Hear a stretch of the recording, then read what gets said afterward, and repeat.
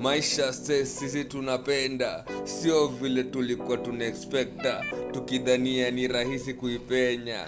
Maisha States. Niaje wase Alberto, Maisha States. Hope nanisikia poa. Nimekuwa natry kuget hapa hivi on time maze kutoka sijui saa ngapi 2 hours ago. Alafu mtoi akakuja akanikatia kabisa. Nimechelewa sana leo.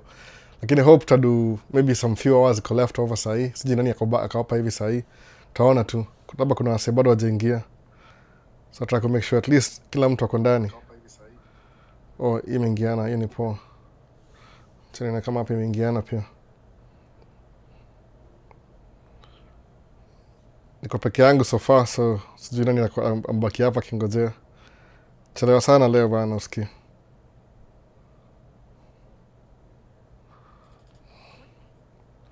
So na TikTok pia. Sijui kama nanisikia poa, naweza confirm. Join. Kama uko TikTok unasikiza live niambie kama niko audible poa sana. Chelewa sana leo by the way. Mtu amekuja hapa kanikatia kabisa kalala, nimpeleka upstairs amelala. Naona sasa kama ngojea sana huko hivi mazee YouTube ni aje. So by the way kama uko TikTok alafu una missing hizi live, nitakwambia tu ile FYI. Hizi live moga na record session, kuna record yani kuna recording hii live pia. So haitakuwa na hizo ma questions live, lakini itakuwa na ile at least utaona exactly nikisoma most of my questions, the whole question ndio ujue kama una watch in a different media utajua exactly why I'm yani follow up hiyo question ni nini. That's why. So kuna YouTube channel inaitwa Maisha States, inaitwa Man Cave Talk Live, ndio hii live recorded live. Alafu kuna Maisha States We Hear You Loud and Clear. Oh, that's good. Nataka ku make sure because last time kulikuwa na some noise, background noise kwa TikTok, nikai shut down. So hopefully iko poa kabisa. Hope hakuna story inanikatia. Maybe ni hii microphone niambo hivyo. Nikaweka microphone mingi sana hapa hivi. So hope mnanisikiza poa. Hebu nione kama iko. Hii ni recording. Hope iko crooked. Oh, iko sawa. Nimesa hapa microphone. Chelewa sana baadaye. Mtoi akuniacha kabisa, amenifuata huku. Tumesumbuana, mwisho amelala. So na try to address questions like come kwa YouTube earlier on. Iko fiti. In the beginning, sijui alikuwa hapa hivi, alimiss. Nimeletwa sit down mpema niaje. Alikuja hapa nikianza tu just before nianze akakuja kaingia. So hope alipata bado. So kuna Dero akasa waiting, Dero travels, kulikuwa na Elite World update today.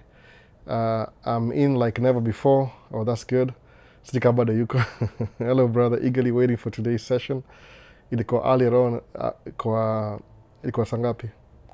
Alafu kuna Climate Lux ama eagerly waiting for today's session. Hadi nimesahau book. Nilikuwa na book moja nimesahau upstairs. Tuko mazee ndio mzima albo popo. So kuna Steve asema waiting for you albo, nataka kusikia your opinion on H1B visa 10,000 fee. Hata sijui opinion yangu ni gani. New administration you come na new rules. So hata siwezi speak for them kwa sababu sijui exactly what they have in mind. Kuna so many things happening siku hizo ndio ni aje. You can't even keep up. So mutra inasema kama iko lipa tu kuje. You know, just sometimes you have to pay some stuff. But it's no opinion. I wish it was cheaper, but opinion yangu ni gani? I wish it wasn't there, lakini vile munga na operate life yangu ni ile uko na obstacle unakuwa more innovative alafu unamaliza na hiyo challenge. So I don't know exactly what to say. Comment yangu ni gani? Kama unalipishwa itakuwa hard sana. 10,000. Hiyo ni new administration though. Si ati ni kitu ya kawaida. Ni ile the new imeamua tu they'll do things a little bit different. So there's nothing you can do about it. No, so unaitake tu. Vince alikuwa waiting, alafu kuna mwatanani waiting. Edward Kamau asema locked in, loaded. Ani mwingine hapa kuna niko hapa, Dero travel. So sasa umerudi. Chelewa sana. I feel guilty. Alikuwa hapa tu by the mtoi. Sasa kasema niwashe kamera, nikiwasha je kiamka, then maybe she has some needs. What am I going to do? Nikaona acha tu niwache tu. I mean it's your time nianze. Alafu muga by now akamaliza. So I don't know how today is going to work. Tuko area unani favorite Paul. VP Albo leo Karembo amekushika mateka kabisa usikie. Kabisa hata sijui kama bado ameamka na expect kushuka hapa anytime. Amejua siku hizi on Sunday kuna Malimudi disappear na ingia basement. So It is what it is. Na homa kidogo ni kucheka tu. Man. Ni set up everything karibu kuanza aka walk in. So compare the last time tulikuwa naongea juu ya, hebu nikumbuke poa kabisa ilikuwa nini. Kuna book nilikuwa nayo nimesahau, ilikuwa How to Invest. Do you have OTR trackers for your trucks ama zote ni local? Guam Kamole ni local zote. Mimi sina over the road kabisa. Local everything. Niko na tu dump truck na day cab tractor. Aina sleeper. Mimi ni mswa local. I don't have any. Everything ni everything. Richie akalocked in hapa. Alafu kuna Steve, Geek Steve asema I hear pia wana target K1 next but challenges make us tougher. Ni administration. Unajua sasa siwezi, I can't really speak on kile watu mimi siko part of the administration. Mimi nasema tu ile basically musema tu despite the challenges unalearn ku circumnavigate hiyo challenge. Hiyo ndio definition ya life yangu basically. Mimi sikunaga asikumbuki. The only thing nilipata nasema for the first time ilikuwa bahati yangu ni kupata green card. That's about it. Alafu hiyo ingine ilikuwa tu figure it out. Naona sikuwa na anything nasema ati ama labda nimesahau, maybe I could be wrong, but the only thing that ilikuwa one of the biggest thing nilipata kwa maisha yangu ni kupata hiyo green card. Ilikuwa 35,000 number. Nikaleta paperwork bado. Niko naongea na mse fulani on Friday pia alikuwa mpata green card pia. Ilikuwa the same story. That's one of the biggest thing nilipata ile one of the biggest kama ni luck ilikuwa hiyo. But ilikuwa luck because nili apply, nika file, nika send, nikakuwa diligent, nika make sure check all the boxes. Alafu ika come through. So si ati kitu ilikuwa bahati ndio, but kuna ile prior work, kuna preparation nilituma exactly. Didn't even know what I was doing by the way. So at least tunaongea tunasema ni aje. Inakaribia by the way tuko leo officially leo tumeingia fall season hapa Minnesota, Northern Hemisphere at least. Meteorological fall imeanza leo. So my leaves na mwagika already. So basically ndio hiyo. Naona tunaenda kuingia fall. So tunaingia towards the cold season. Maybe this last time nava t-shirt. Alafu itakuwa downhill from now cold. It takes some time, maybe a month and a half before it was really, really cold. So nili figure it out. Nimusema if I can, the less ordinary, very ordinary guy.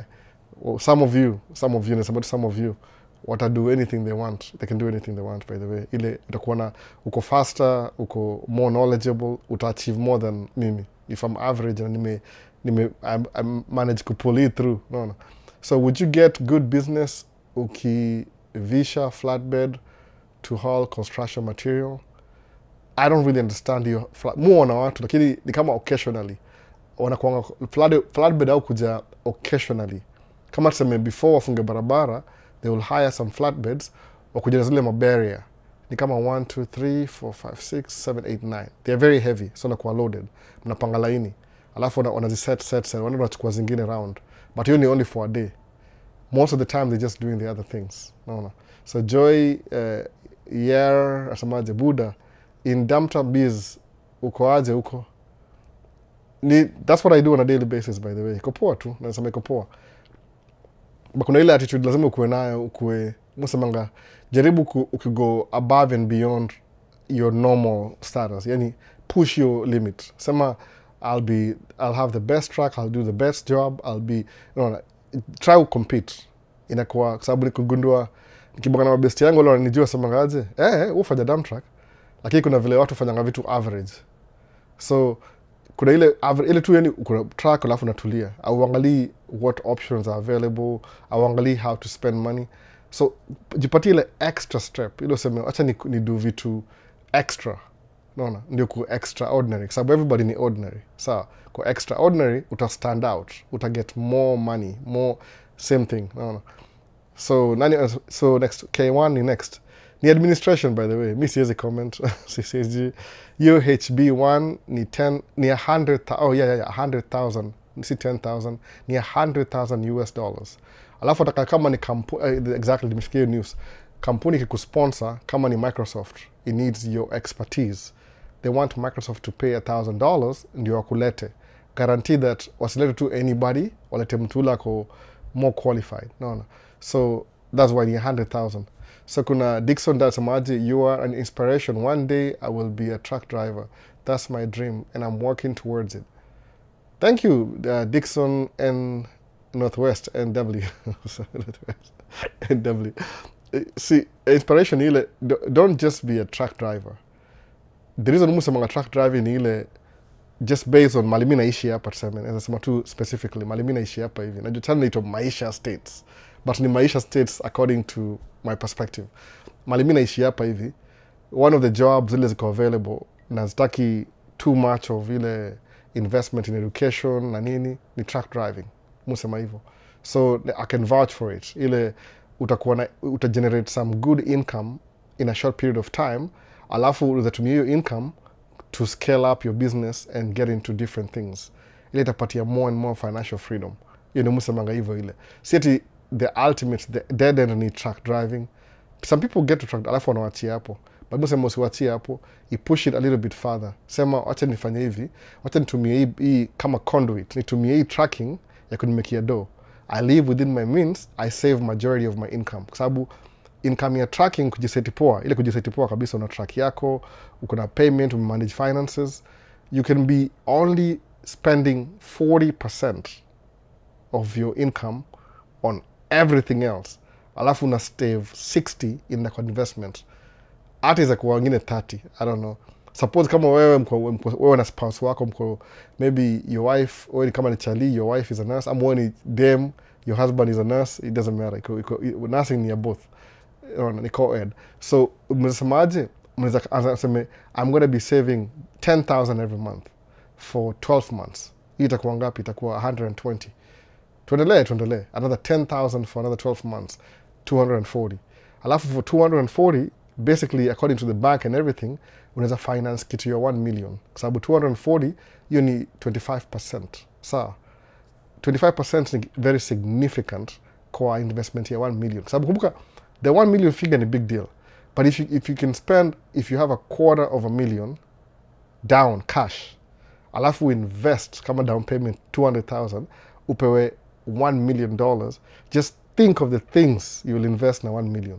Kwa sababu ana guarantee the worst money you'll get na $1 million, ile ni kama tumechukua $1 million uingisha kwa certificate of deposit CD, is 5,000 a month, 60K a year. Hiyo kama one of the worst investments. Suppose useme aje, udiversify. Useme, nachukua hii, niweke hapa, alafu hii niweke hapa. I don't generate 10,000-15,000 a month, just like that. Kuna so many inafungua hiyo nini. Alafu kumbuka hivi, if you did tracking in the beginning for 2 years, ukasave $250,000. Na hiyo ni 2 years. So think about, while you investing your 2 million after 2 years, si ati story imeishia hapo. Sema aje, I want to get another $250,000 in the next 2 years. So in 4 years, your cash value, ile pesa umesave, ni kama $500,000. Okay, suppose you do absolutely nothing.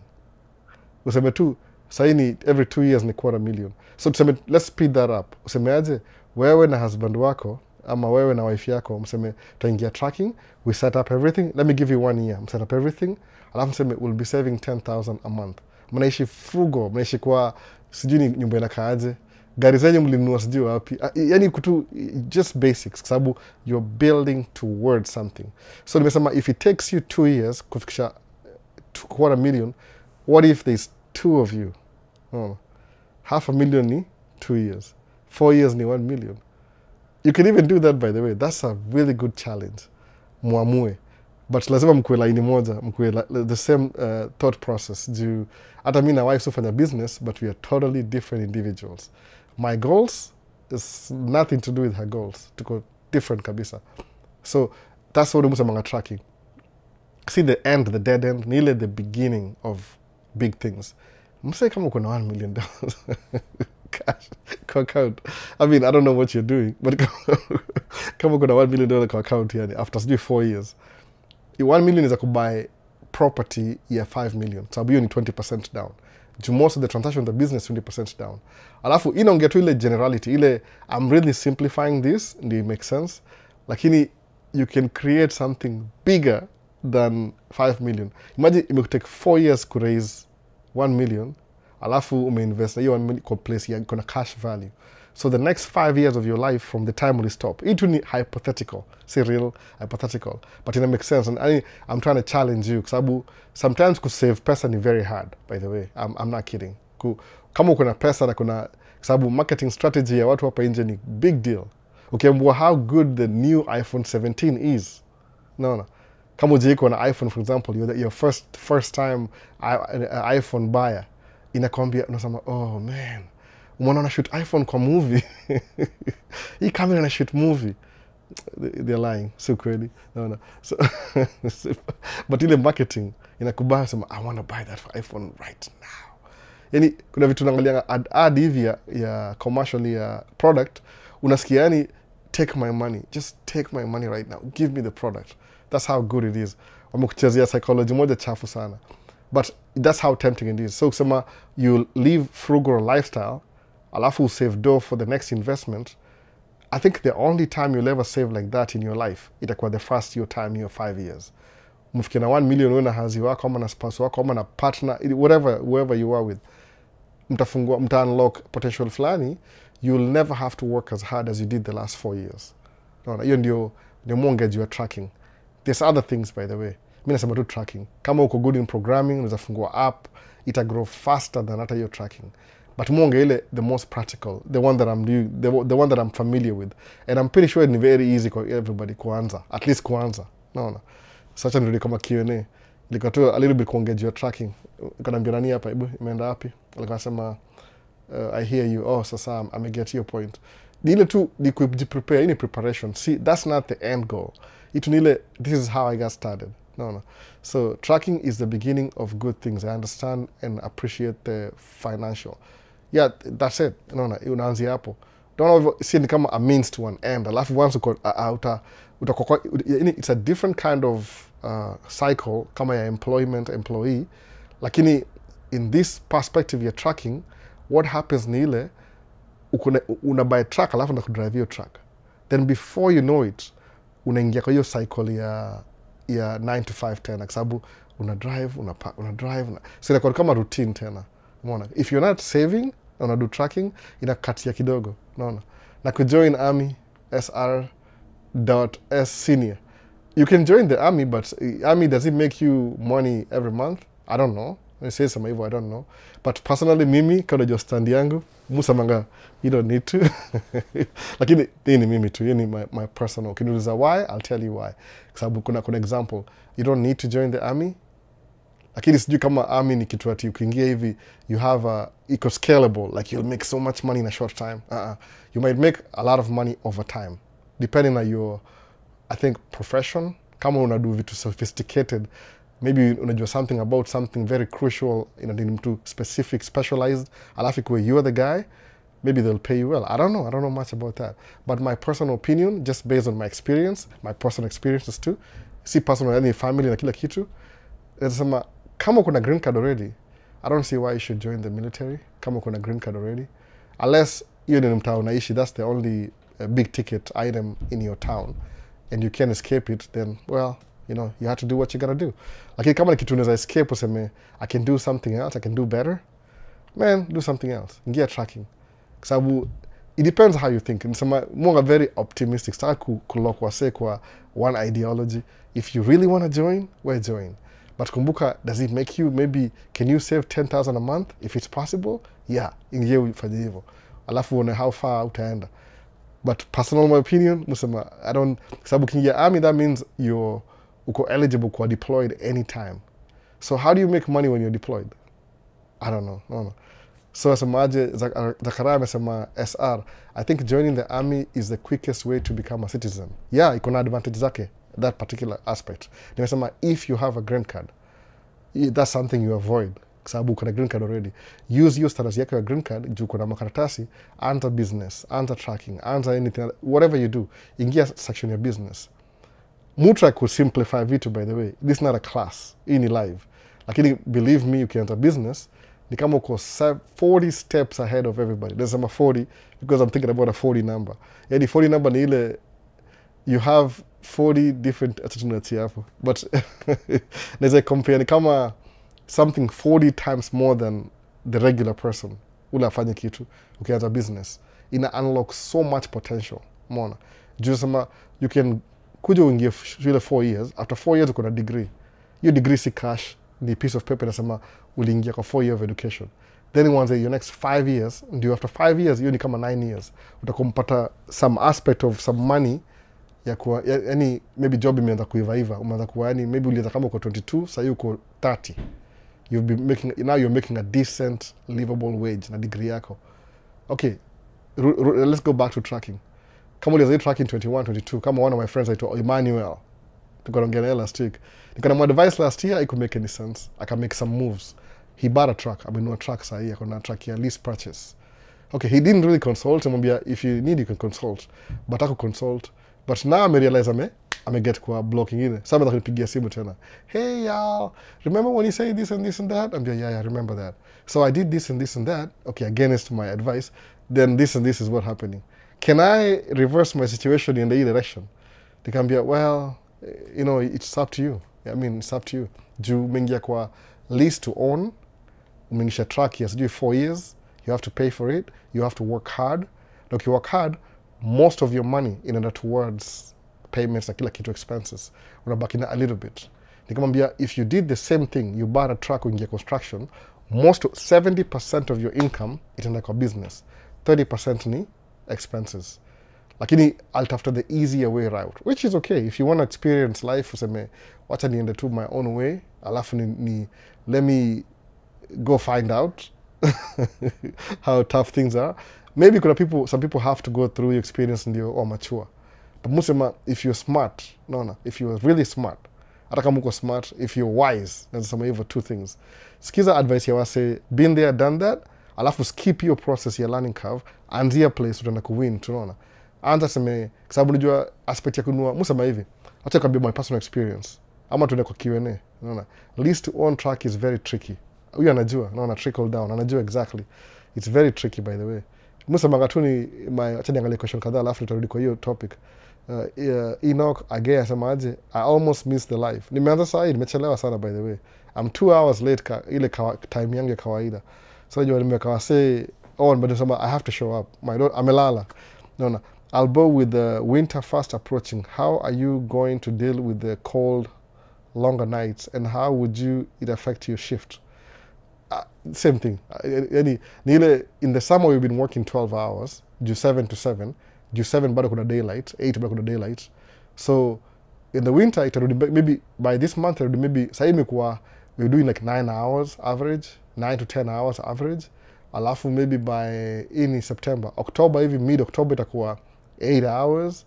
Maybe by November itakuwa 7 hours. December itakuwa 7 hours maybe. Tunaanza kama, I think daylight inaanza kama tuseme, sometimes mpaka 8:30 a.m. bado kuna giza. But still unaanza 7, lakini tunaanza na giza. Utanotice too by the way, nikitaka kumake video naona nimemake video inakaa tu giza jioni, giza, hiyo that means nini imeanza kuchange.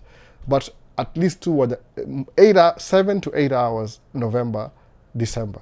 But it's only a few months and after narudi back to regular schedule programming. Naona ni hivyo kawaida tu. But still, you still make money. Naona itakuwa the same profit ya summer, itakuwa less hours, but remember you already made more money in the summer, so ina even out. So it's not a big deal. Mona. So kama cold weather, maybe 7 hours, but still, you've made the chunk of money in summer anyway. Mona. Unless ulitumia vibaya, you're just living the life. Nijasema hivi, don't focus ukifinance lifestyle. Unaona?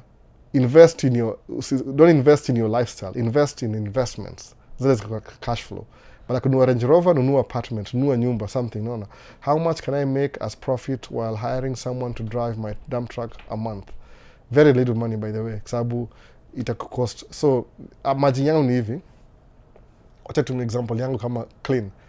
Average is nisema between 25 na 20,000. So for you to make 25, Derebe make maybe 7,000. 25, you're 25 in 2,000. So immediately to 25 back in 18. 18 maybe buy track yako payment. Payment ni kama 5,000. Plus insurance maybe 6,000. It depends when you bought your truck, how new. Suppose ni brand new, 6,000. So umetoa 7,000, umetoa 6,000. How much is that? 13. Alafu tuwe mafuta kama 4,000, 3 to 4,000 hivi. So inakuwa 14, 15, 16, 17. so you made 25. Sawa, kumake 25 immediately hivi minus hii ni ile derami kimbia mbio sana, minus 14 nabaki na ngapi? 9. Hiyo 9 ndio repairs, ndio maintenance, ndio profit yako na kila kitu. So meaning you yani kwa hii nimesema 25, nikisema 20 ina change everything dynamic. I'm just pushing it towards the higher side, which is pretty rare, maybe 4 or 5 months due to weather. So overall the driver will make more money than you in some months. So unakuwa feel kama you're cheating your system kununua dereva. That's almost imagine you'll feel it, by the way. How do you feel like where unalipa mtu $8,000 alafu unabaki na profit ya 4,000? Does it feel right na track moja? Maybe kama ni track 5 ama 6, then itabidi hata kama ni track 6 una make 4 from 6, at least you need 24. Ni more than all the drivers combined. But one track, one driver, nakambia ukweli kabisa, the best ukianza ni vile tu anza ukidrive track mwenyewe. Ukisema I'm outsourcing my money with somebody else, you'll pay for the outsourcing fee. Naona hivyo. Ukianza lazima uta peke yako. Hii nisha repeat mara mob sana, maybe ni mgeni, but it's good question anyway. Naona. So ina kagasemaje, hey Albo, you are my mentor in life. God akubless so much for you are not lacking in your life. Continue with the fire. Big up bro. Shukran bana, shukran. Kama na kuinspire tena nafikiri nasikia poa kidogo. Unaona, jumu feeling kama tu moga na ropoko tu ovyo. I appreciate it though. Kama ina kuinspire, I appreciate it. Inaonyesha hii kila naongea si all in vain. Mimi prioritize semaje, if I know something, I'm better off sharing. Sababu suppose nikikufa leo, unajua nikikufa leo, that's it. Unaona, imeisha story. Unaona. Mtaidi na kwa screen tena, ndazikwa 1 month ndakuwa ashes to ashes, dust to dust, whatever. So kama know your knowledge, nikirecord for example, kama na record, that's why I'm recording these things. You can always go back and watch them. I'll have to kupatia ka roadmap. Maybe sitakuwa huko kuanswer questions za zile the good questions you have in that particular time, but you can actually go back and watch hizi video useme, hey, aliongea juu hii story, how can I use this kunipeleka mbele? Simusoma vitabu kama hizi za Morgan Heisley, Psychology of Money. Si kitabu ile ndikuwa this year, ni kitabu ya 40 years ago or something. I don't know how long, but some books are really old. But still, ukizisoma, kuna ile valuable lesson you learn. The author, they lived, waka pass away, they are buried, and they are gone. But their words still remain. Ziko immortalized in a book. Mwana hivyo. So nimusema, if you have information, somebody needs to hear it out. Alafu kuna watu, labda nda relate na mtu hata jazaliwa sahi, hata kama kuwatch. Kama mimi, I'm reading books ya watu walioandika hizi books, hata before niende kuexist. Hata kuna possibility ya mimi kuexist, kwa sababu so many things had to happen ndio mimi nikuje kuexist kama kusoma hiyo book. Mwana sasa hivyo. Miss anything TikTok inaenda speedy sana. Ilikuwa nini? Okay, sawa. Ilikuwa 1, 2, 3. House tracking over the road. Watu wanauza truck sana. Yeah, hata ukiuza market iko mbaya juu. If you're selling your truck over the road, hautauza ile market value because the market is terrible. Sometimes ukiona economy ni mbaya, it's good to hold. Ungoje hiyo storm ipite. Juu if you sell your equipment sahi, utaenda hasara basically. Alafu ikianza then you'll pay a top dollar kwa sababu price zake zimeenda high. The best thing to do ukiona kama truck ina mbaya, you hold your equipment. Unaona. What is the other business you can suggest or invest? Other businesses ni kufungua kama tuseme ukishaanza tracking, create cash flow. Sawa. Ukwa cash flow, there could be somebody, mom and pops, gas station. They want to move on, wataka kuiuza. So what do? Unasema, I'll buy it. Utapatia 300,000 cash au kuachia operations. Iko na profit, iko na kila kitu. Alafu uchukue maliko uanze continuum. So instead of driving truck, you can be driving truck, alafu ufungue gas station. But for gas station, every new business, lazima uichunge, it's kind of like a newborn baby, musema hivyo. So itabidi upatie more time kwa gas station while the truck is running. Then you can afford to throw a driver on your truck now. Kwa nini? Juu, usha create system ya kurun gas station, you don't really need to drive truck anymore. Uzaget ile 4,000 na uko sawa because ume shift business to something else. Alafu ya gas station after 1 or 2 years, una create system, then unaachana naye, then unasema acha ninunue ya pili. Me, honestly speaking, I would go that route. Sababu nimeona profit ya gas station, sometimes ni 40,000 a month. Umeona sasa? 40,000 a month. You can live off 40,000 a month. Honestly, you don't, maybe 10,000. Hiyo ingine, you can use the extra to build to the next business. Ama ufungue laundromat. Kama hiyo place madimu park truck, kuna kama kuna ile watu wa landscaping wana rent hiyo property ya landscaping, ni kama warehouse hivi ama building structure, steel structure building, iko na large doors, alafu kuna parking, sisi tuna park.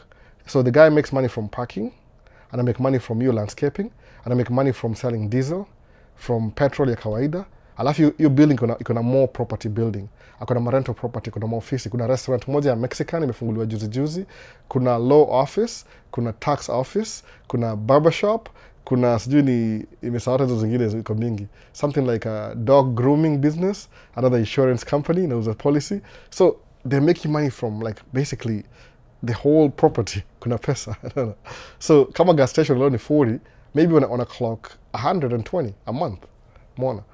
Ina bring, so ako busy kila siku, ana restock, ana stock. So kuna so many things they're doing at the same time. So ukiswitch business kama hiyo utai appreciate more, kwa sababu semaje, tracking, some people who don't like driving ni hard. One of them ni mimi. As much as I enjoy being in the truck, I can do better not driving. No, sababu mupenda kumove around and I like being around people. So deep down I like being around people. Ile activities na happen, you feel like you're part of life. Kama vitu zina happen every day. So you can get into gas station, uingie kwa store, uuze vitu, liquor license, which ni hard kupata by the way, kuuza liquor, but you never know. Somebody could be selling their business, we'll show up hapo hivyo. Sometimes not even zero down. Sometimes ile equity ya business, you'll buy it with zero down, sababu mta transfer to shares, alafu upatia wasedo baadaye. Wambie bank, I want to buy this business, I don't have any money.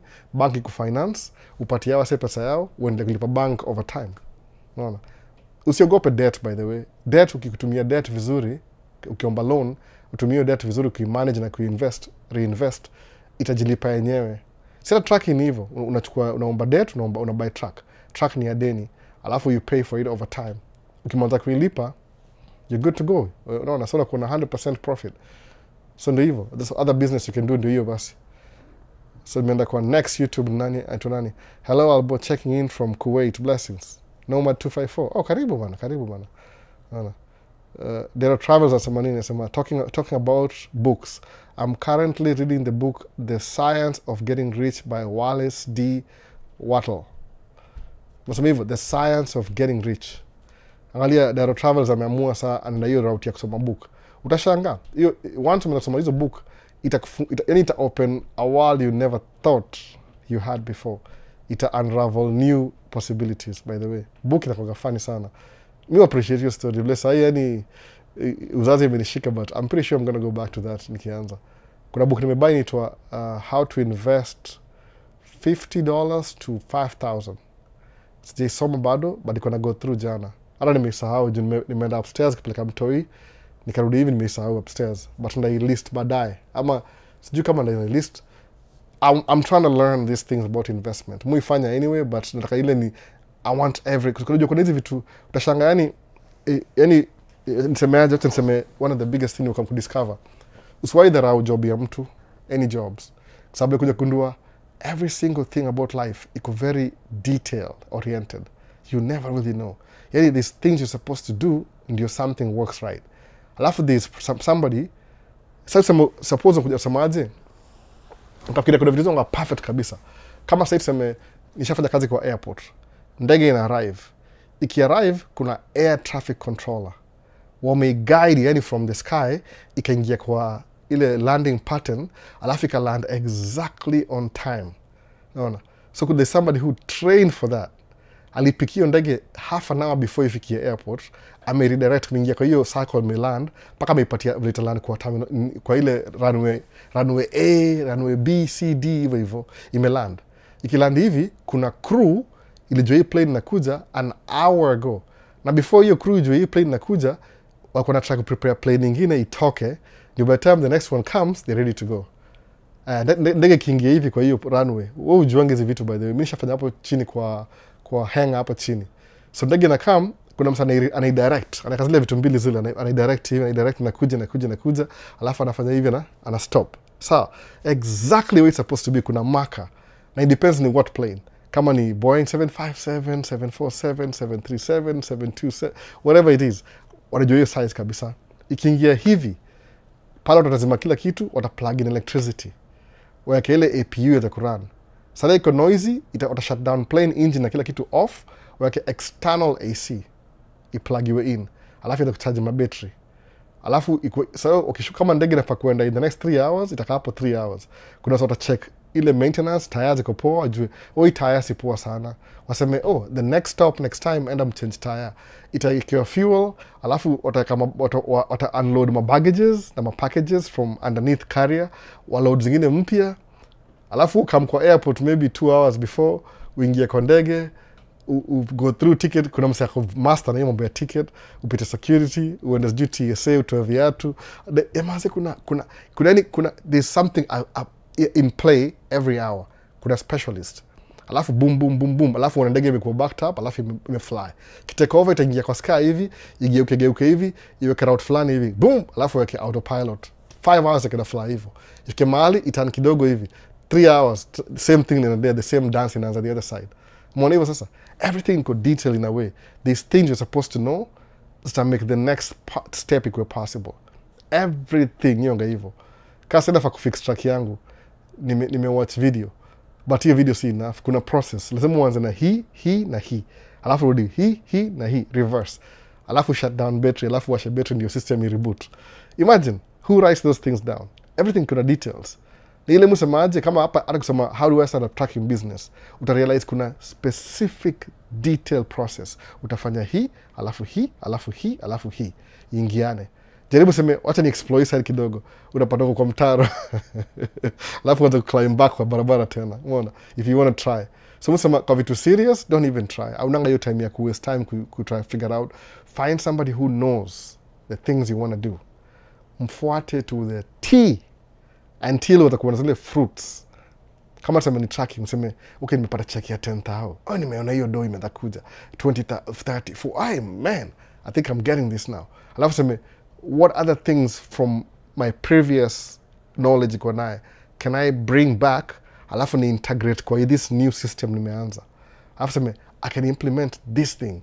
Alafu ongeza ni kama muongeza umechoma nyama barbecue, alafu mpata you have a special kind of sijui nisemaje kachumbari, umeweka sijui chumvi maybe 2 pinches instead of 3 pinches. Imekuwa tu just right. Kwa ile tu yani ile the sweet spot. Naona when you may discover ile tu your own. Alafu nasema this one works. Alafu namalizia hapo. Muona ule cheat code kila kitu. Everything is detailed. Usidharau job ya mtu sema mseni TSA tu. Kama makarao. Tangu nipigwe pingu understand how so video za makarao sama abuse ya watu na nini. Mgundua kumbe there's something that happens before that thing happens as a human being. Sawa? Kwa sababu karao ni emergency. Nyiwa wawili mko na dispute. Msama ameenda McDonald's amenunua burger. Amerealize burger ni baridi. Anasema this burger is too cold. I want another one. Alafu mwambia no, you can't have another one, you already paid for that. Anakasirika. Anachukua hiyo burger, anaiswing, anaitupa vuu, anagonga msee.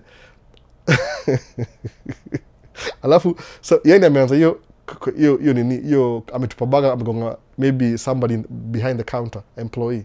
Okay. Alafu karao ameshow up. Karao show up, lazima wagather evidence. So what are they asking? What happened? Unajua kwa nini? Somebody's gonna get charged. Somebody is gonna get charged, whatever happens. So wanataka kudetermine ni nani alianza hii story. Sometimes kuna video camera, kuna nini, kuna process. Alafu kumbuka karao, watu sawa hii aspect by the way. Kama ni dispute ya burger, which is maybe nasema a $7 dispute by the way. Is it really worth it? Kufight ya $7? Really? Kijiangalia poa? Hapana. Alafu naenda up kwa man, yani kuna process. So kumbuka karao akiambiwaje, hey, kuna dispute, McDonald's, whatever avenue na street, kuna mtu amecall amesema kuna emergency. Watu washa pull out my cell phone. Sawa. Mwona hivyo story sasa. Kumbuka karao before show up kwa hiyo business, whatever he was, aliwasha mataa. Amekam na sijui 80 miles an hour. So ni very dangerous hiyo 80 miles an hour. Just to get to the store, kurealize mse fulani pale hivyo kwa store, anakoda dispute because his burger was too cold. Drive 80 miles an hour kurush kwa scene kusolve dispute ya hamburger ya $7. Unaona? Na huyu ni binadamu, this is a real guy. Unaona? Alafu kuna real emergencies. See somebody's $7 dispute ya burger. Sasa kuna assault charges. Alafu kumbuka McDonald's ni business, it's a business. So kuna rules, kuna ile procedure ya business. How do you conduct business in these premises? Customers wanafaa kuwa very respectful. Aya, ukuje uchukue baga yako, kama kuna dispute, kuna processes. Sema hivi na hivi na hivi, watairesolve. Sababu guess what wafanya jioni? Sometimes I'll throw away baga zao zimeharibika anyway. So if you want another burger, whatever you're paying for ishakava hiyo story yote na insurance. Unaona sasa?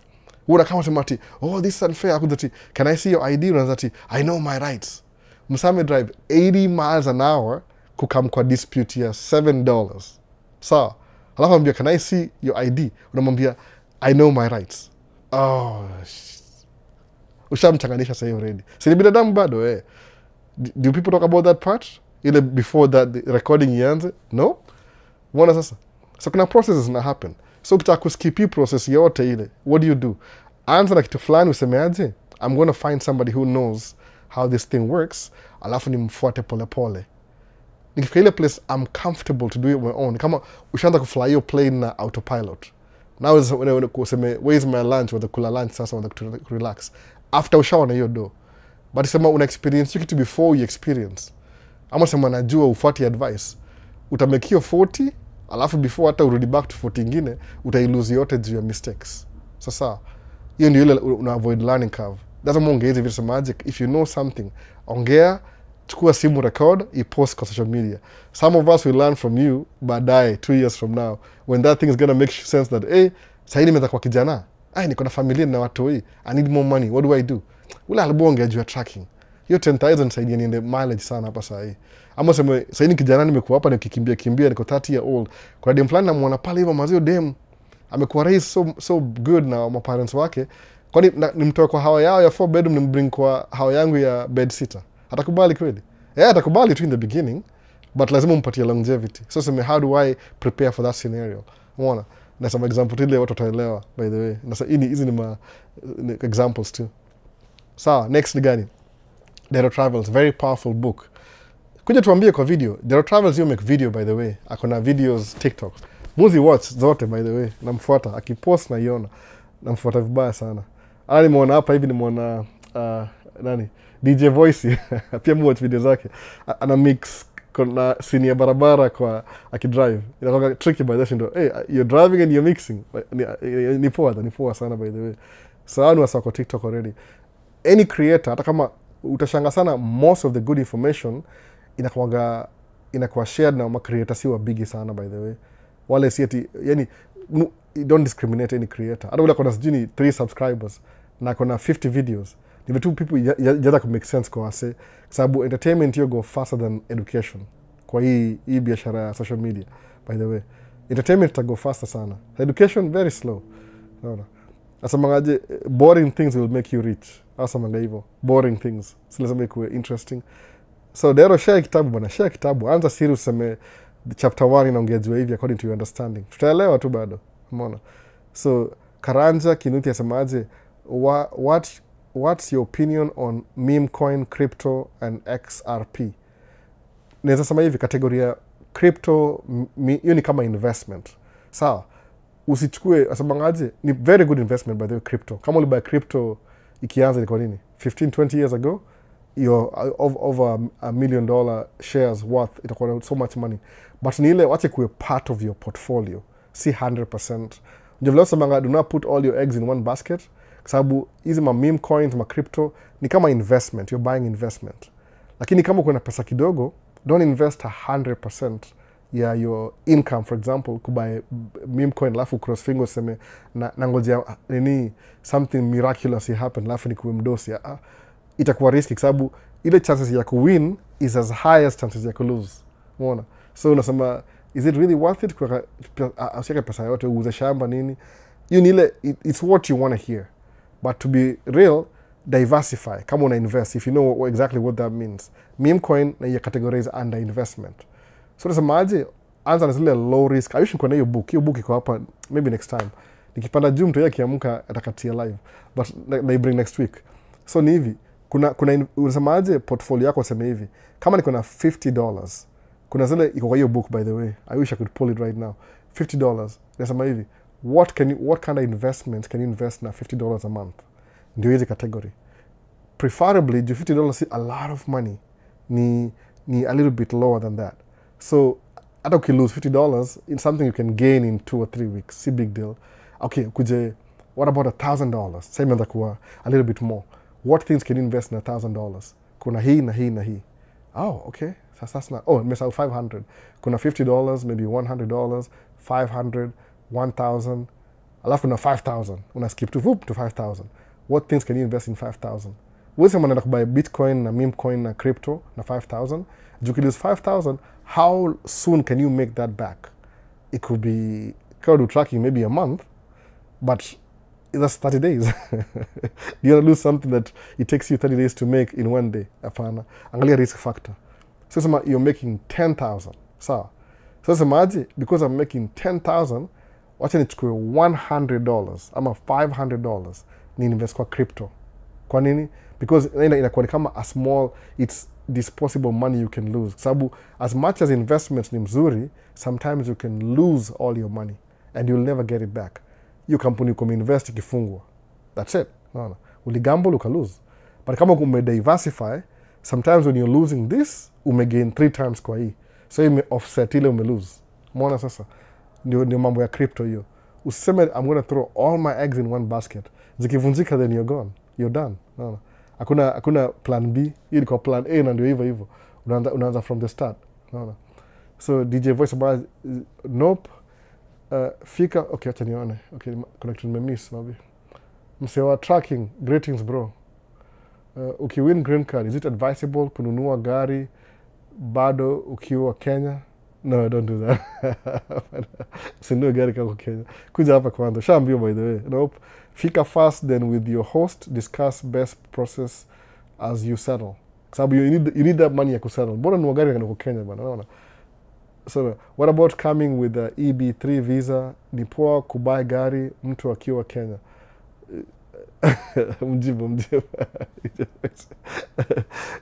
Mjibu tu mwambie. Lazima uko hapo kubai gari. Kuna kubai gari is one thing, lazima uko na insurance, lazima uko na address. So how do you buy it? Cash? Kama uko na cash, I would advise you usinunue gari. You're very privileged. Jaribu kumultiply hiyo pesa before ununue gari. Kwa sababu gari as much as iko na vitu poa kabisa, ni depreciating asset. No. So nasemaje? Mambo Maisha. Poa. Sijui nani hiyo. So tunaenda kwa YouTube. Nasemaje YouTube? Ama nimemisi, nasemaje meme coin sasa. Nasema Emmanuel Kipchirchir. Thanks Albo for sharing information. We are following your footsteps. Hii ni poa sana. Angalia zile zina make sense. Mambo kwa ground ni different. Yeah, ni different. Lazima go through hosts. Na host haizi appreciate umenunua Mercedes Benz, unaishi na host, anakununulia dish na kila kitu na una drive Mercedes Benz na yana drive sijui ni gari gani, Toyota RAV4 ndio famous siku hizi. Unaona? Nahoga hivyo. Topic hii ni Q&A, hata kunanga topic by the way. Nilisema hivi kama uja notice niliacha ku define topic sababu ni realize ikianza topic we exploit the way it's supposed to. There's always questions zinatoka kwa nini zina deviate from the topic. So nilianza tena baadaye niko busy but nimekama video. Alafu hapa ni hii live Sunday imekuwa tu ni Q&A. Imesema tu kwetu Q&A kwa sababu kuna so many questions zina deviate from topic. So ile kama una swali unauliza, alafu tunai-discuss hapa whatever limited time we have. Alafu nikidu video kama ile recording naweza iendelea more baadaye. Nivile sijui kama understand, Monday through Friday more niko busy na drive truck, sinanga time ya kurecord. But in the future, the more I invest, the more I get more time, I could do it different. Nitakuwa na address question even more. Kwa sababu I know how to do that. There's a kachini tengeneza video ni kila kitu. Lakini sile priority yangu sahi I'm trying to build and scale my business. So sina time ya kudu vitu separately. Na sema tuache come to live Q&A. Alafu pia somebody zaona hii anajua answer, I make video akama I post pia. Si monopoly, mimi sina monopoly ya kushare video online. Kuna DJ Voice yuko online, you do tracking. Naona. Mzamuliza maswali pia. Sijui kama yifanyanga live Q&A, nimemwencourage afanye hivyo, naweza waambia pia. Naona. Perspective yake pia. Ni hivyo, ni sharing information. Naona, which is the best way to seek PR ukiwa na B1, B2? Permanent residence. Hizo topic manze ni za lawyer bana. Naona. The lawyer. So there are travels YouTuber semaje. Noma 254, worthy reading more than twice. Musema ukisoma kitabu soma 5 times if possible. Soma yote mpaka cover to cover, alafu na try kusoma mara ya pili tena before shike book nyingine. Alafu sa try uanze kusoma chapter by chapter. Alafu ile the most interesting ile una feel ili nipatia isome hata 5 times tena. We understand kabisa itakuwa poa hivyo. Unaona? So topic hakuna topic specific leo. The best you could seek permanent residence ukiwa na B1 B2 JMOI X ilikuwa kuoa lakini siku hizi wako very strict. Hii administration taki mchezo bana. Zile loophole wameclose zote. Unaona? Musiki ni kama kuna huyu mse ni assistant chief of staff. Ndio anajua hizi vitu poa sana. So you try kujua kuna hiyo he knows how these things work na zimekuwa abused before. So I try to shut down as much as possible. So what do you do? Unaona? So Q&A ni poa. Was there 2 weeks ago also. I enjoyed the info. Q&A ni poa hivyo Q&A juu na cover all the bases. Last week is very unpredictable. Mwana kama nimechelewa leo 2 hours because ya mtoi. What am I supposed to do? Ni mtoi wangu. Siwezi mwambia ati go away, dad is doing lives. Ataka kujua. Unajua weekday you spend Monday through Friday na Monday. So ni una asubuhi na jioni. So ifika weekendi, najua pia nilikuwa napeleka mtoi mmoja kwa event moja ya shule kwa naimba. Mbali huko sijui mpaka saa 8 hivi from morning. So pia sikuwa na yeye. So she wants to get her time in before Monday ifike tena. Mona. Next Sunday, invite us kwa YouTube video as guests. We try and get tracking questions. No, DJ Voice, answer live. Yeah, mwenyewe. You can invite na times. Hizi ni very unpredictable. Unapata nimeacha live hivi nimewalk away alafu sitarudi tena. No. Do you have sinus issues? Yes, I do. I do, by the way. Sinus, moga nazo. Kama wale fall, tukichange to fall, naanza kuwa na allergies. Lakini sa what I do more avoid kukua nje as much as possible. Kama sahi as we speak, niko na air purifier in a run on this side.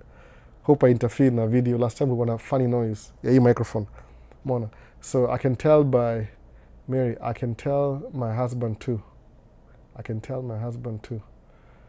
Oh, about what? Akona sinus issues. I don't really have sinus issues. Moga kama when the weather switches from maybe summer to fall, your pollen in affect sana. So what I normally do, if I'm gonna be outdoor, seriously speaking, for maybe an hour, move a mask kama ni COVID. I don't care. Ile navaa tu mask. Boom. So jana nipitia one of my friends in the afternoon. In the morning niko na mtoi akasema, "Daddy, I want to go home." Nikam drop home. Kuja home, everybody was having a nap. Nikatoka tena. So I hang out with my friend the whole afternoon. Tukichoma nyama barbecue. Siku record, apendangi sita record yeah. Alafu, so I was out for like 3-4 hours. Siku pay attention. So today nina kama issue kidogo ya allergies. Lakini nishate mtu mukula nini tongaje? Zentex inanisaidia. Inaweza calm down. So I'll be okay by tomorrow. So questions, what's the effect on tracking if tracking for you huko MN and he administration? I work for Department of Justice in Cali. Si vile sana. What happened ile akihold funds za projects ili slow down job kidogo. Lakini lately imeenda kupick up. Wacha ni reduce AC. AC iko ina blow at what degree? Wacha ni reduce sahi. Oh, 73. Wacha ni reduce. Oh, man. Really too cold. 74. Ili slow down job kidogo. Na freezer hapa chini by the way.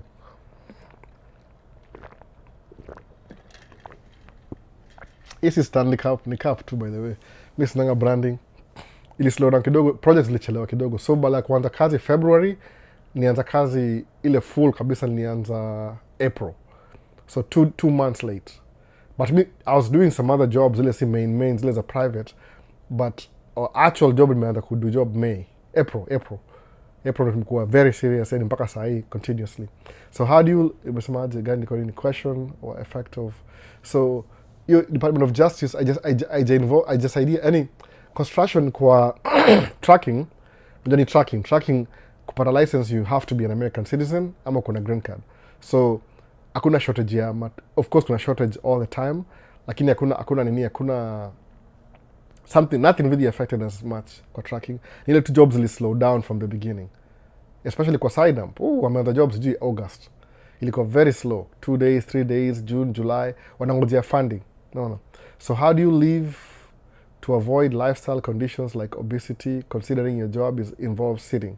Sami, 2 years ago nilingia diet, very strict diet by the way. Nikaichapa for about 2 years. I think I spent $20,000 kuranio saa ini yote.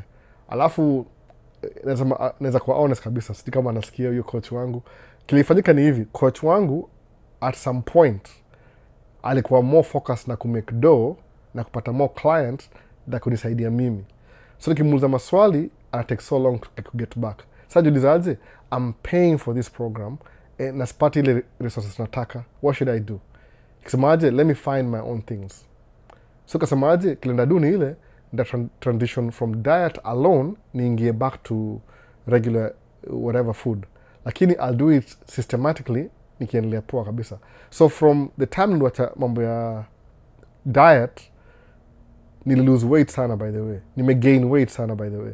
Alafu saa hii, in the summer, nime gain more weight because I don't sleep enough. These job schedules are 12 hours, 13 hours. But the only thing I'm missing kwa ile new program ya maintain is exercising as much. So nikifanya job yote siku hizi, niko na iWatch, na monitor, iWatch, ndio hii iWatch hapa, na monitor. So if I'm working a job, tukuja kwa job site, instead of just chit-chatting na watu kwa simu, mutoka nje ya truck, alafu natembea nazunguka hivi nje ya truck, within any safe place, mpaka waniambia, hey, ready for you. So I try and move as much as possible.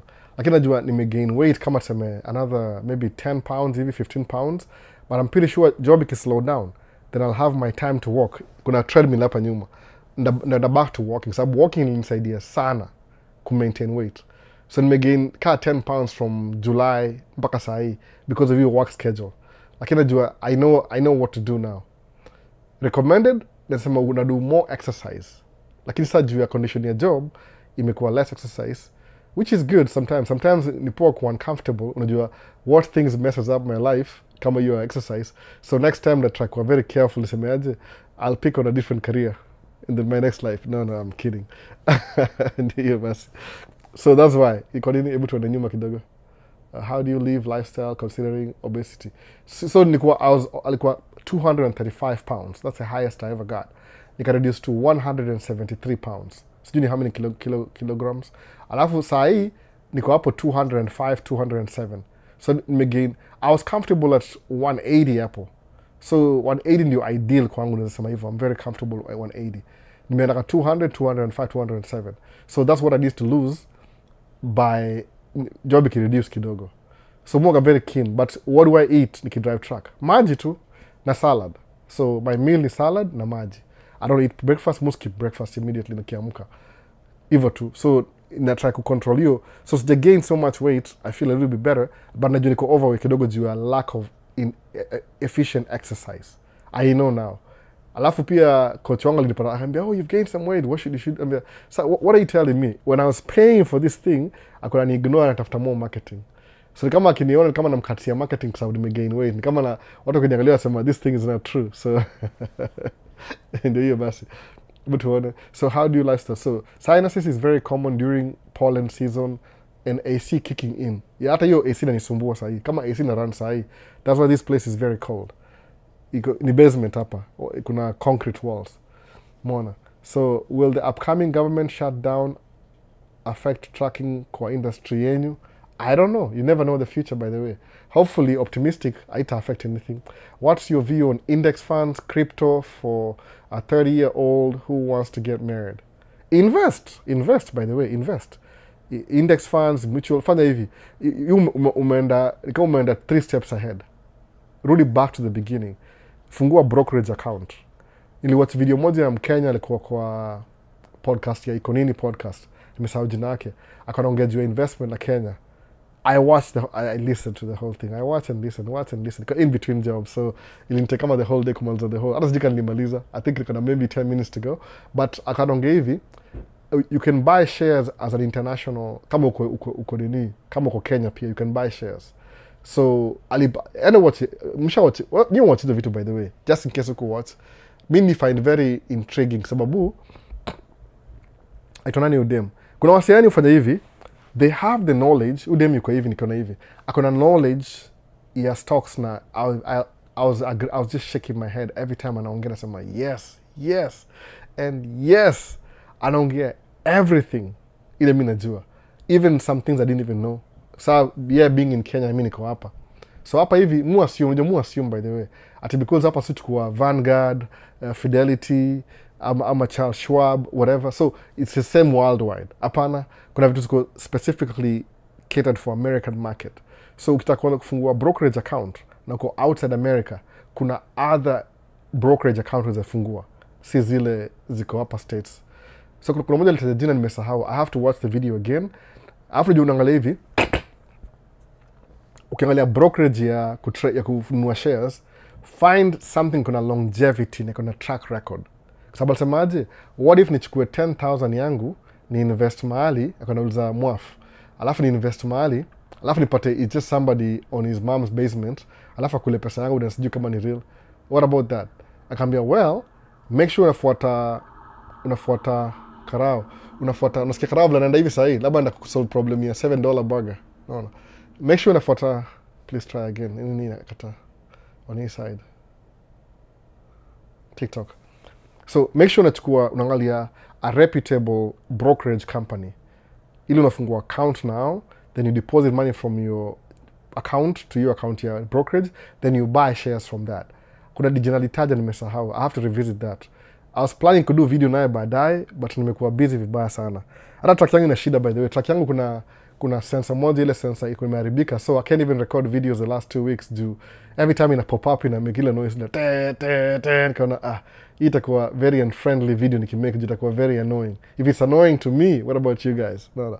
But nda try to make video moja nikiongea story vizuri, sababu I was planning to make a video nikidrive truck about shares kama Kenya, how you can invest kama uko na extra money, disposable income at least, but sikupata the whole fact, nilimiss some pieces. Mona. So kuna mali you can invest from Kenya, kuna brokerage flani, I think it's been there for a while. Kama iko na longevity saa, jo hapa States jo ongea, you never really know. I thought that in Kenya you can buy Charles Schwab. That's how, different country, different rules. Okay, it makes sense. Lakini shares, if a 30-year-old who wants to get married, CAT shares will give you a lot of money immediately. Diversify. Fanya hii na hii pamoja at the same time. Jojo shafika 30, that's when mtu realize I'm becoming an adult. Nimekuwa maturity. You're 20 bado, you don't really know yourself. So, I'm still trying to grow. I don't know this and that. No. So, what's your view? So, OAK, uko UK, Kenya, UK. Tafuta brokerage company that iko na longevity. Kama ni uko UK, anza kununua shares. Alafu, don't ask advice ya watu wa shares, people who don't really buy shares. Wataku discourage. Mika naongea na wife anambia, no, buying shares is just gambling. Do you have a brokerage account? No, I don't. Then how do you know? Oh, well, my auntie, my uncle, my cousin, my the doorman, the taxi guy. Listen, please. No. Learn how to invest. Buy a book is like maybe $10 or $20. Read the book. Whatever the book says, kama makes sense kwako, follow the book. Book mu recommend ile, I will teach you how to be rich. Iko hapa by the way. Sitaki you hold TikTok jitakuwa opposite. But nda post video ni show. I'll teach you how to be rich. This is one of the book nipata very intriguing and explain how to get started. Jumili makes sense kwangu. Kama it makes sense kwangu, and I'm very average by the way. I'm very average. Sijui kama mna understand hivyo. Usione kwa video uone kama mimi ni celebrity. I'm just a guy. Very average. Ukisikiza, I will teach you how to be rich. Remit Sethi. Ama watch YouTube video yake yonga na Netflix series. Sijui inaitwaje, sijai watch. Mimi si msewa TV by the way. Ni kinda hard to watch TV. I don't have time. I used to watch a lot of TV, but I don't have time anymore. Itakwambia, this is how you get started. Kwa sababu investments ni ile, time is more valuable than money. Sawa? So investment grows over time. So the best time to invest is 30 years ago, 20 years ago, 10 years ago. The next best time to invest is now. Kwa nini? Umerealize unaanza sahi. Ndio by next year utakuwa na 1 year in. Utakuwa umetaka grow, mona, in something. So anza, it's something you start.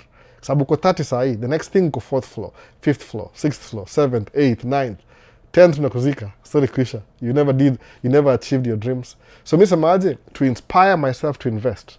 Musema hivi, I have a goal in mind. Kuna figure. This is my figure. Nafunga macho for dramatic effect. Nafunga macho. I have this figure because I have to think in my mind. No, ndani yangu. So kuna hii figure. Okay, my goal ni hivi. Nataka kwa hivi. Mina goal yangu ni hivi. I want to be worth over 100 million. 100 million. No. Ni easy ama ni hard? Very hard. 100 million net worth. So, if I have cash, good. If I don't have cash, stocks. Na portfolio yangu yote kwa 100 million. What's my first goal? 1 million. Naweza sema 1 million tangibly hivi? Not quite.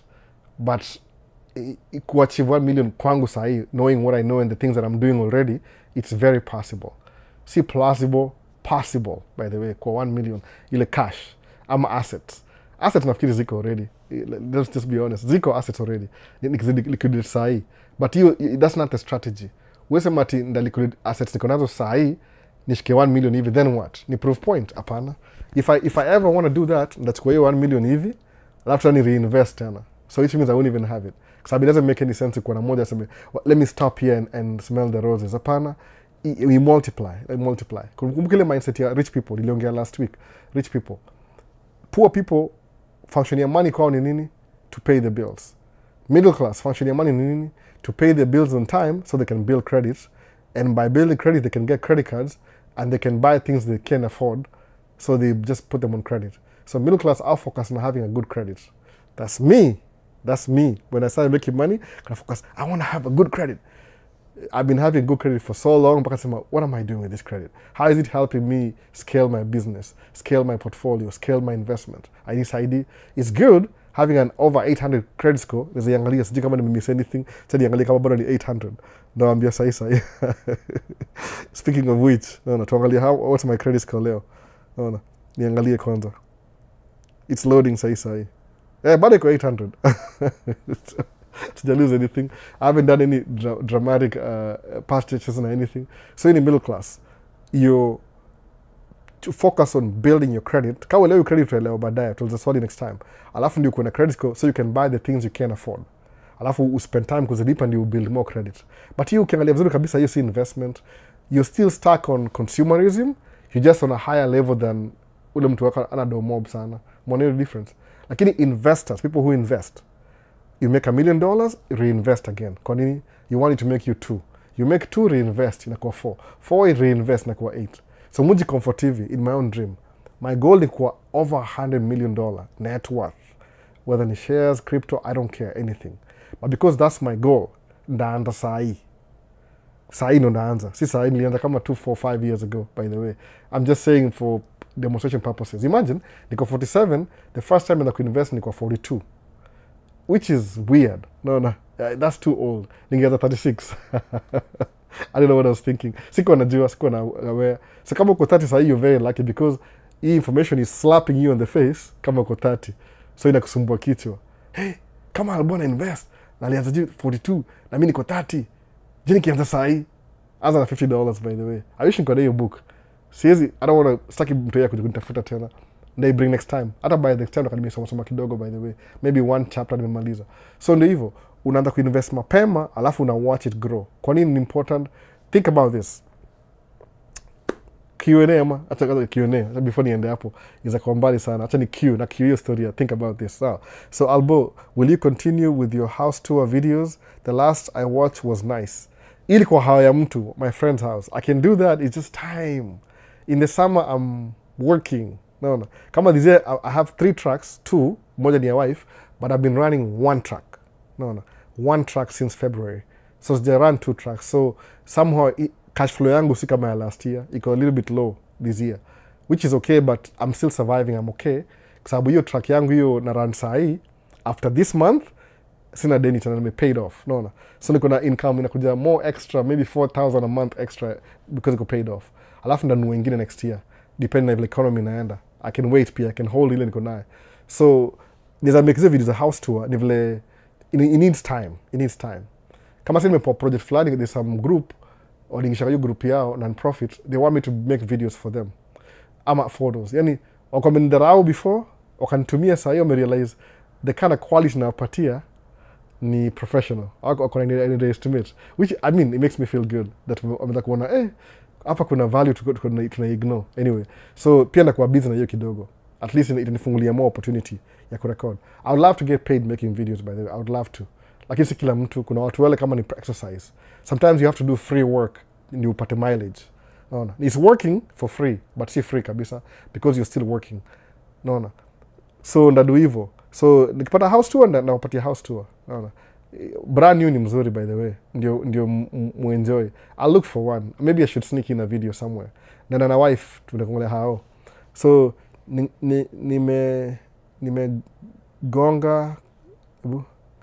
nimegonga kuona iPhone 17 review yake. Nimeongoja ama sijui umesema nini Presley, umetype haraka sana mpaka it makes sense. iPhone 7, kuna ad iPhone 17, kuna ad. So narudi back to ile story nyingine ya investment. Sitaki kwenda kwenye rabbit hole na Q&A zimekuwa mob sana.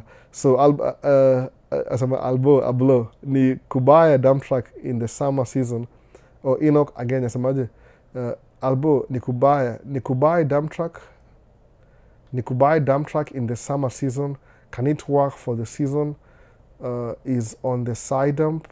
Okay, actually, buy dump truck in the summer season. Can it work? And the season is on the side dump business. Hebu rudia Enoch agenya. See, umenichanganisha. Hebu please kama una watch, rudia hiyo question tena. Umenichanganisha kidogo. Juu ni kama iko 2-part questions lakini sielewi kabisa vizuri. Hebu you break into 2. Ni sema ile first, I think ulikuwa hapa saa ngapi? Ilikuwa 2:44, sasa ni maybe a couple of minutes ago. Sijika bado huko. Rudia question tena, please. Do you understand? Hata sijui ni semeaje. I can't even think of what you're trying to say. Umeitype haraka sana, I think.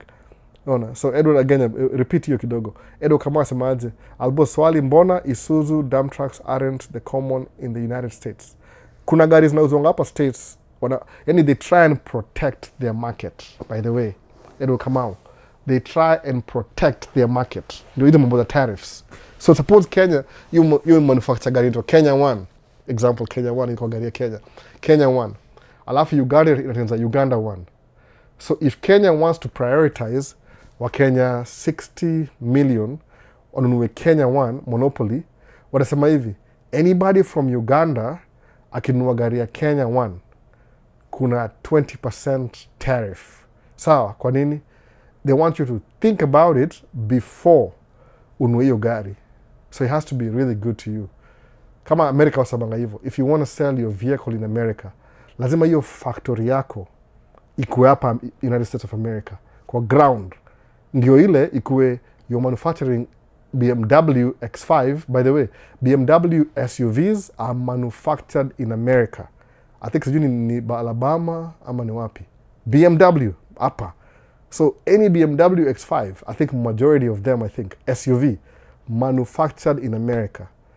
BMW company ya wapi? Ya Europe.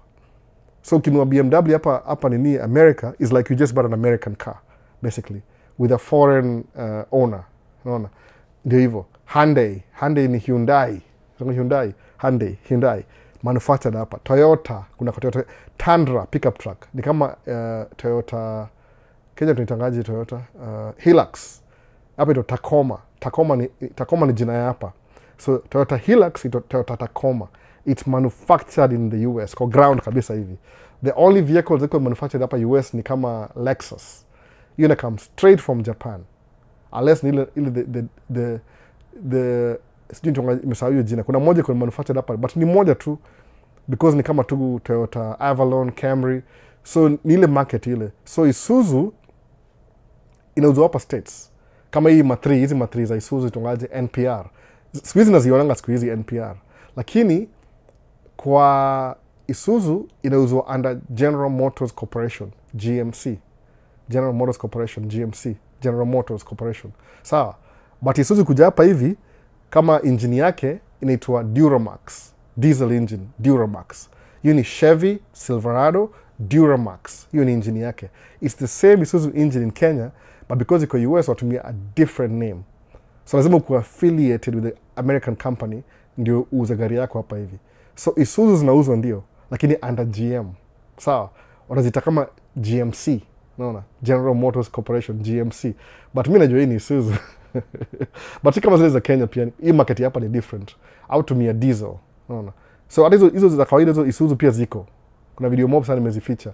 NPR, sijui and something. Ziko, lakini hiyo the same engine iko kwa Silverado. That's why. Ni mambo na American market, they protect their market. Kama trucking industry, hizi si truck kabisa, kama pickup trucks, hapa hivi ni famous sana.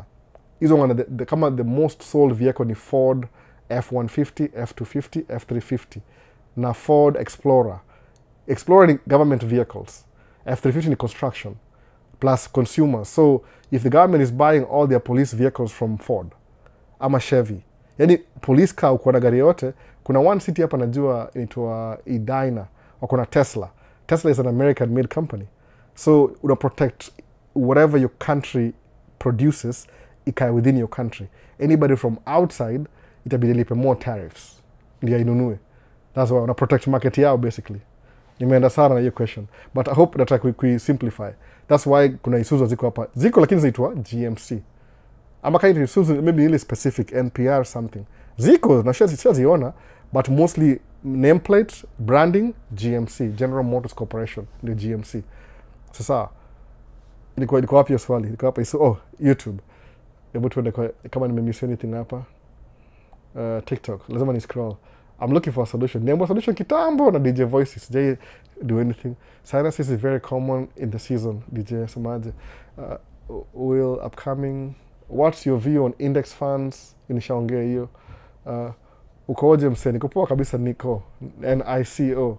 Niko poa kabisa, niko poa. Labda nashukua na allergies kidogo. Juu the change. Leo naingia fall officially. Bound of our shorts paka next month. Sijui. Move anga shorts kind of job by the way. I'm not supposed to, but ni track yangu, ni kampuni yangu. Unaona? Tuliambia nini? Alafu difukuze ndako na pants trao. Anyway, so Albo swali mbona okay, nishamaliza na hiyo swali ya Isuzu. Alafu tuendaje? Hey Albo, green card inaanza lini? Is it true that green card now is $1 per entry? I don't know. Nijua kuna so many speculations. I don't know. But Peugeot was burnt in the uko US. Yeah, I think so. That's due. I'll look it up why. But kuna watu wanazi own by the way. Nishaziona zingine kadhaa. Ile station wagon ya kitambo bado iko hapa hivi. Ziko Mexico by the way. Ziko Mexico. Mingi sana. So, I don't know if it's $1 per entry. Steve, sijui kabisa. Hiyo ni kitu ina change anytime depending who the commissioner yuko nazamu anything. But kuna speculations mingi sana. Maybe they want to make more money. So Richie asemaje, how possible is it to open a welding and fabricating business in the US, to be specific Minnesota, if one has the skills? Richie, very possible. Nile tu before open your fabricating, angalia what's your market, who's your buyer. Kwa sababu unaweza anza hiyo business in what location, who's your buyer. So ni poa kufanya kama ile uangalie ile usurvey uone what are the needs that need to be met. Na hiyo population iko around wewe, whatever you're welding na fabricating, can you meet their clientele? Kwa sababu sikizo tu vitu China wana produce everything. So nasema how is yours unique that it need my customer consistently? Kwa sababu ukianza business kuna two aspects. Number one, you want the customer akuwe available, alafu utaka return customer tena arudi. Do you suppose sema unauzia watu wedding sawa, wedding ni terrible. Wedding happen mara moja, unless msa divorce na kwa bibi wa pili. So if you're lucky itakuwa mara mbili au mara tatu. So what do you do na wedding? Kama suppose unafanya wedding, which is the best? Sema wedding photography sawa. So unaanza na mtu ya wedding, una take picture na video, unamwekea record. Alafu juu wameoana, chances are a couple of months ama years watakuwa na mtoto. Unaenda kwa baby shower. Unafanya baby shower. Unapiga mtoi picha. Alafu atakuwa na the first day of school, unapiga picha. So you have to keep your business, ile customer wako wakuwe returning customers. Nitakusustain, because if you're making a living na hii craft yako Richie, lazima ukuwe na hiyo continuum. Useme I will create this for these people and they'll have needs for this thing. So naangalia market, can it sustain? Kama vile wasema hivi, before wafungue Target ama Walmart store, au angalia neighborhood, wasemaje what stores ziko kwa hiyo neighborhood. Okay, kuna Aldi, ni how big, this big. Kuna sijui maybe nimesahau jina ingine small stores. Okay, sawa. So what if tukifungua Walmart itakuwa wapi? Wanachukua hiyo survey, wanaangalia kuna neighborhood hapa. So hii Walmart we need maybe 20,000 households ziko na access na hii Walmart. So which is the best location hii Walmart? utaona kuna hii shule ilikuanga hapa hivi ikafungwa. So what if tukichukua a portion of your land ya shule tuweke Walmart hapo na parking lot? That's gonna make sense. Waende waongee na huyo msewa hiyo property. Hey, sell us your property. No, I'm not selling. Oh, please sell us your property. Okay, if just in case if you could sell it, how much do you want? Me? No. Never sell it. Okay? Oh, na huyu angalia. Well, the property value ni 20 million. Takupatia 100 million. What? Kitu kaa hiyo. They'll make you sell it. Ama semeaje? Don't even sell it. Lease it to us for 50 years. Sawa? Mna agreement paperwork halafu mna lease. Kwa nini? Nijue Walmart kisimama pale hivyo, wanajua ukifungua Walmart hapo hivyo, guarantee they'll make their money. Itajilipa yenyewe bila. Kwa nini kuna continuum? People still come back to shop at Walmart. Hiyo ndio ni ya business richie, ukiangalia hivyo. Kama mimi track msemaje, nigundua hivi, siku do research. I'm going to be honest. The people who I learned from tracking, I saw them doing this thing. So kuna demand ya dump truck, side dump every year construction. Need is available. Kwa nini? Huku ni Minnesota. Barabara inajengwa brand new leo. 2-3 years imeharibika, they do it again. 2-3 years imeharibika, they do it again. So kuna constant supply ya construction. Kwa nini? Barabara inaharibika. Kwa nini? Mother Nature. It's too cold, it's too hot, it's raining, there's so many weather. So unapata una creep in pole pole, you're actually building consistency. So kinua dump truck kama sahii kuna project naanza next year ya train. Hii train ile 2019 ijaisha bado. I'm going back on Monday finishing touches. 6-year contract. Unaona sasa hiyo. So una buy truck, unajuaje? The truck will take me 5 years pay off. By the time I pay off, project will be complete. Alafu ndaanza ingine tena I'll buy a new truck again. Unaona hivyo sasa? Unaangalia demand na supply. Kama iko poa kabisa na make sense, fungua business. Kwa nini? Utakuwa na ile consistency. But ukifungua blindly too, na ujui kile happen, you might end up losing all your money. Utakuwa in debt tena. So Richie, that's why. Kama kuna need, ama uza market online, tafuta your market kwanza ukiona. Ukiona, then use your skills kuifulfill. Itakuwa poa hivyo. I'm just trying to be very, very honest. No. So, sababu mimi sijui fabricating, but you know it better. So, nakwambia tu ile, lazima kuna research yako ile business planning. How you gonna make money. So, hey Albo, what about venturing in agricultural business like chicken farming, fish farming, daily farming, and farm life? Maisha Ken. So, the same thing. Pia utangaliaje? Kama sasa sema kila mtu hapa hivi kwa store, people buy food from Africa, so enda restaurant depot. Kwa nini? Tunapatanga bulk. Kama best yangu jana alibuy nyama restaurant depot. Kuna mbuzi mzima huko, unaona, iko frozen. Bala kwenda kwa kichinjio nasemaje? If you're doing farming, upate client kama restaurant depot, upate kama Walmart, upate kama Target, upate kama Aldi, ile produce, usha make deal now. So you'll be farming, make sure product iko poa, alafu na deliver kwa warehouse zao. Demand supply, then you'll succeed. So pia kuna logistics, utatoa wapi land, utalease, utanunua, utakuwa na whatever you want to do. Lazima uangalie research ndio go into that. There's almost amanga tracking ni ile, tracking ni mimi tunampata hapa hivi. I'll tell you everything. Alafu once you make money at tracking, then you can buy your farm. No. Alafu your farm yako kibuy, uende upate loan, ubuy ma tractor. Justify how you're going to be making money over time mpaka meet objective ya kulipa hiyo loan yako back. Sasa.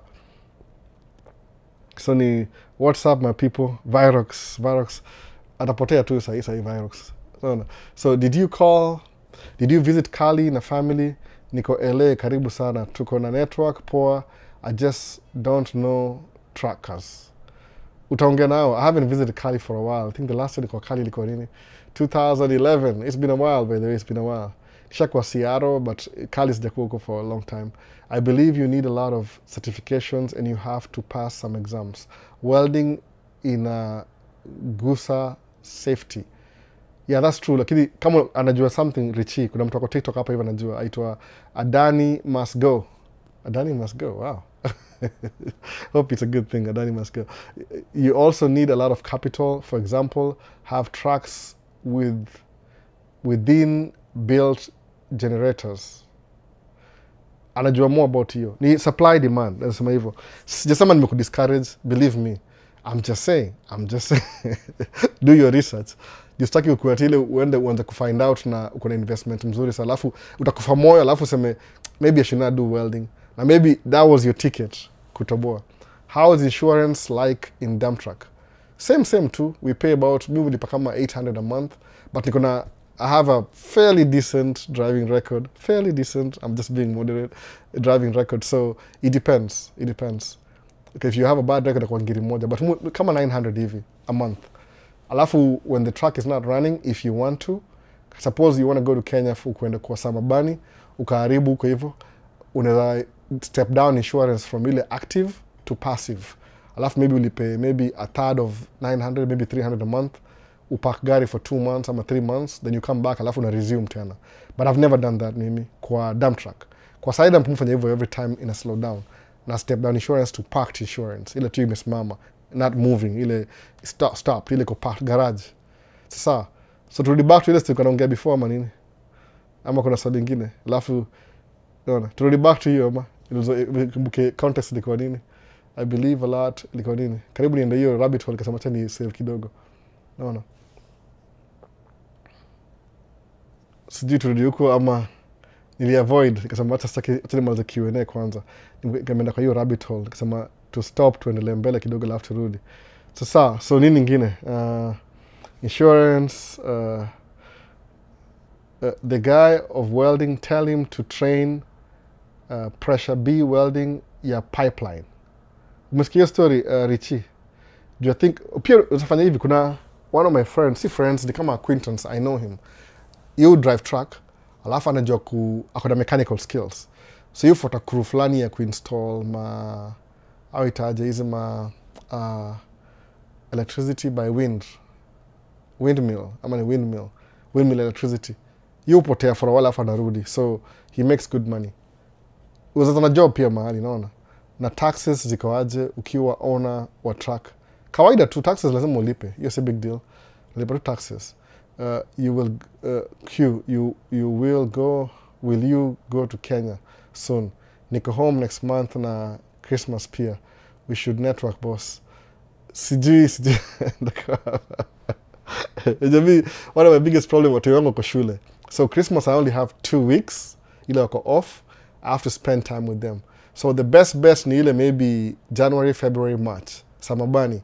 Ile season is slow, then I can disappear alafu nirudi. Christine nakuwa hapa probably. Sijui. My dream ni kukam US, but tatizo hela. Dugan Nick 25. Uno wapi? Sijui flag ni gani hiyo. Kuja state si pesa, si hela. Ni strategy fulani. Jaribu hata sijui nisemeaje. I don't even know how to say sahi kwa hiyo mambo ya hela. Uko na hiyo, when you have hiyo dream ya kufanya kitu, itafungua more opportunity. Sana. I'm a Kenyan. Flag ni gani umeweka? Siwezi ona, iko too small by the way. So na move glasses. Alafu unajua the older you get, unapewa glasses kama hizi. Ziko na 2 lenses. Kuna ile main hapa, kuna nyingine hapa chini. Unaona? So kama ni small siwezi ona sana. Lazima ni move mbali hivi sema unaona? Makes sense. Samabani life is the truth. I'm also home March. Hiyo ticket ni cheap too. Sabi nafikiria maybe February, March hivi. Select hata si hivyo. Natoroka baridi. To me it makes sense. The best time kwenda Kenya. December I could be here until my kids go back to school. Alafu January, February, March. That's the best time. Juni super cold. Kama kuna ile hapa Minnesota January. The second week of January. Yoga plummet below 0. No. Na hii ni Fahrenheit below 0. Sijaongea ile 0 ya Celsius. Celsius 0 yoanza kama November. But in Celsius, kama si nimeswitch weathering yangu into Celsius kwa van. So ndio nione I missed the whole thing. Nimezoea Fahrenheit siku hizi. But 0 hiyo wanza November hivi. October, November hivi. Mid-October to November. Tuko 0 already. 1010 hivi. Fahrenheit ni 32, 35. Hiyo ni uongo. Hiyo ni 0. But ikifika January, tuko below 0. Pa! So that's the best time kwenda mtaani. Naenda huko hivyo. Naangalia weather Minnesota nasema, wow. I feel sorry for these guys. Na kwa Samabani, January, February, March. Kiriva March, juu imeanza kurudi. No. That's what I would do, by the way. Nimesahau kitu yote, kuna kitu ni avoid, sijui naona kama ita take too long. Swali ni gani hapa hivi? Wacha bro, niko hapa kama wewe. Abo, tuende tukule Christmas Jamhuri. Wewe unaweza enda, where your kids are still young. Virox. Mi siwezi, mi kuna yani nini, ile ni Christmas break ni 2 weeks. Makes sense, I'm a bunny life, nasema hivi. Hiyo baridi najua sana. I landed in Boston from Kenya. Did come California after military. Ndio hiyo, inakuchapa unaweza kureconsider. Your face hurts. Naona, sikia hivi, sikia. Ouch. Yani, ushasikia baridi ile mpaka your face, kama mchapa kibare. Hapa hivi sikia baridi, yani sema, hii ni unreal. Na sasa umebandla vibaya. Ni kama utakufunika usura kabisa. Super cold. Muasha gari na ngojienda kama 10 minutes before niingie ndani. Naona. But it happened kila sasa. Sometimes you have to go. Ikaga hivyo sasa. So nimekava kila kitu. Nimeavoid rabbit hole moja itaenda mbali sana ya investment, lakini ni everything in the details, by the way, in the details. Kama kuinvest usiogope, don't ask people who don't invest advice ya kuinvest. Enda watio iko nini podcast, nimesahau jina hiyo dem. Kuna wase waga hivi kama hiyo dem kasema hiyo example yake ni hivi. Kuna wase they have really good information. Alafu kuna channel yao ya kuna nini? They have maybe a Instagram, YouTube, Instagram, sijui ni nini, social media. But ni ile their personality, sijui maybe ni ile ignorance, nasema tu si ignorance, namaanisha tu ni ile lack of information and knowledge. Hawaja invest ku learn how to create content. Hata mimi ni mmoja wao, by the way. Mimi ni mmoja wao. I'm not saying I'm exclusive. This is just trial and error. Ile semaje, you have the information but you don't know how to share it. No. So musema hivi, kama uko na hiyo information, share to anyway. Kwa nini? Because over time uta improve. That's what I believe. Because you're better off, you're better off starting something and failing than not starting at all. So at least ukianza na ufail, umeianza, naona. Ile quote mwe, sijui nitoka nani hiyo quote, natabu sema kila saa. If you're not failing, if you're not failing, that means you're not even trying. Kwa nini? Sababu you have to try and you fail. So if you're not even failing, that means you're not even trying. So utajuaje, naona. So kuna watu waga hivi unapata mtu ongea juu ya finances. Alafu naona dance TikTok. So shindwa okay. Maybe in my old mind. How did dancing end up na investment? Same new dem, to example. It doesn't make any sense. No. So ndio sema fanya hivi. Sijui kama TikTok ilianza video, enda YouTube. Nasema YouTube juko na long format. TikTok ilianza na long format, tuna waka slow down. Maybe iko na sijui, I don't know what they're trying to do. Lakini enda kwa YouTube, sema how to make a video.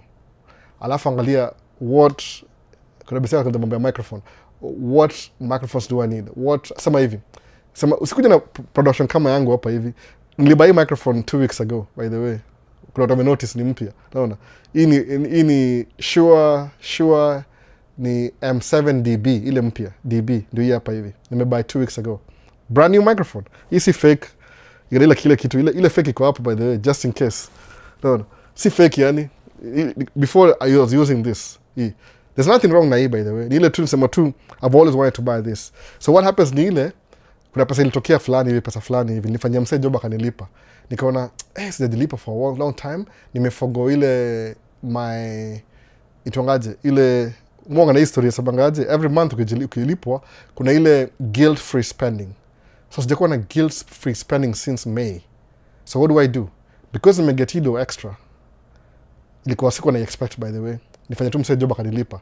Wacha ni buy microphone saa niseme for that unexpected event nilibuy microphone. Hizi tu issue forever. Kuna hii pia. Hii ni ile yangu. Si mzee, by the way. Hii nimekuwa nayo for a long time. But I always wanted to buy this. Ni vile easy cheap. Hii ni 250. The last, maybe itakuwa 300. Sijui juu ya tariffs. Hii ni 700. So 700 to 50. So nikibuy hii microphone, nilibuy 3. Kuna 1, 2, 3. Because I needed 3 microphones. Sawa. But because na kusave cost. Nothing wrong with this, by the way. Bado iko. Nothing wrong with it. Lakini sema I wanted this. Nimesikuwa na hiyo budget saa hiyo. Nikabuy hiyo microphone. Sawa. So how do I know this is a good microphone? Ile ASM7D ama ni B. DB ni mpya. B, it was so good your dynamic microphone.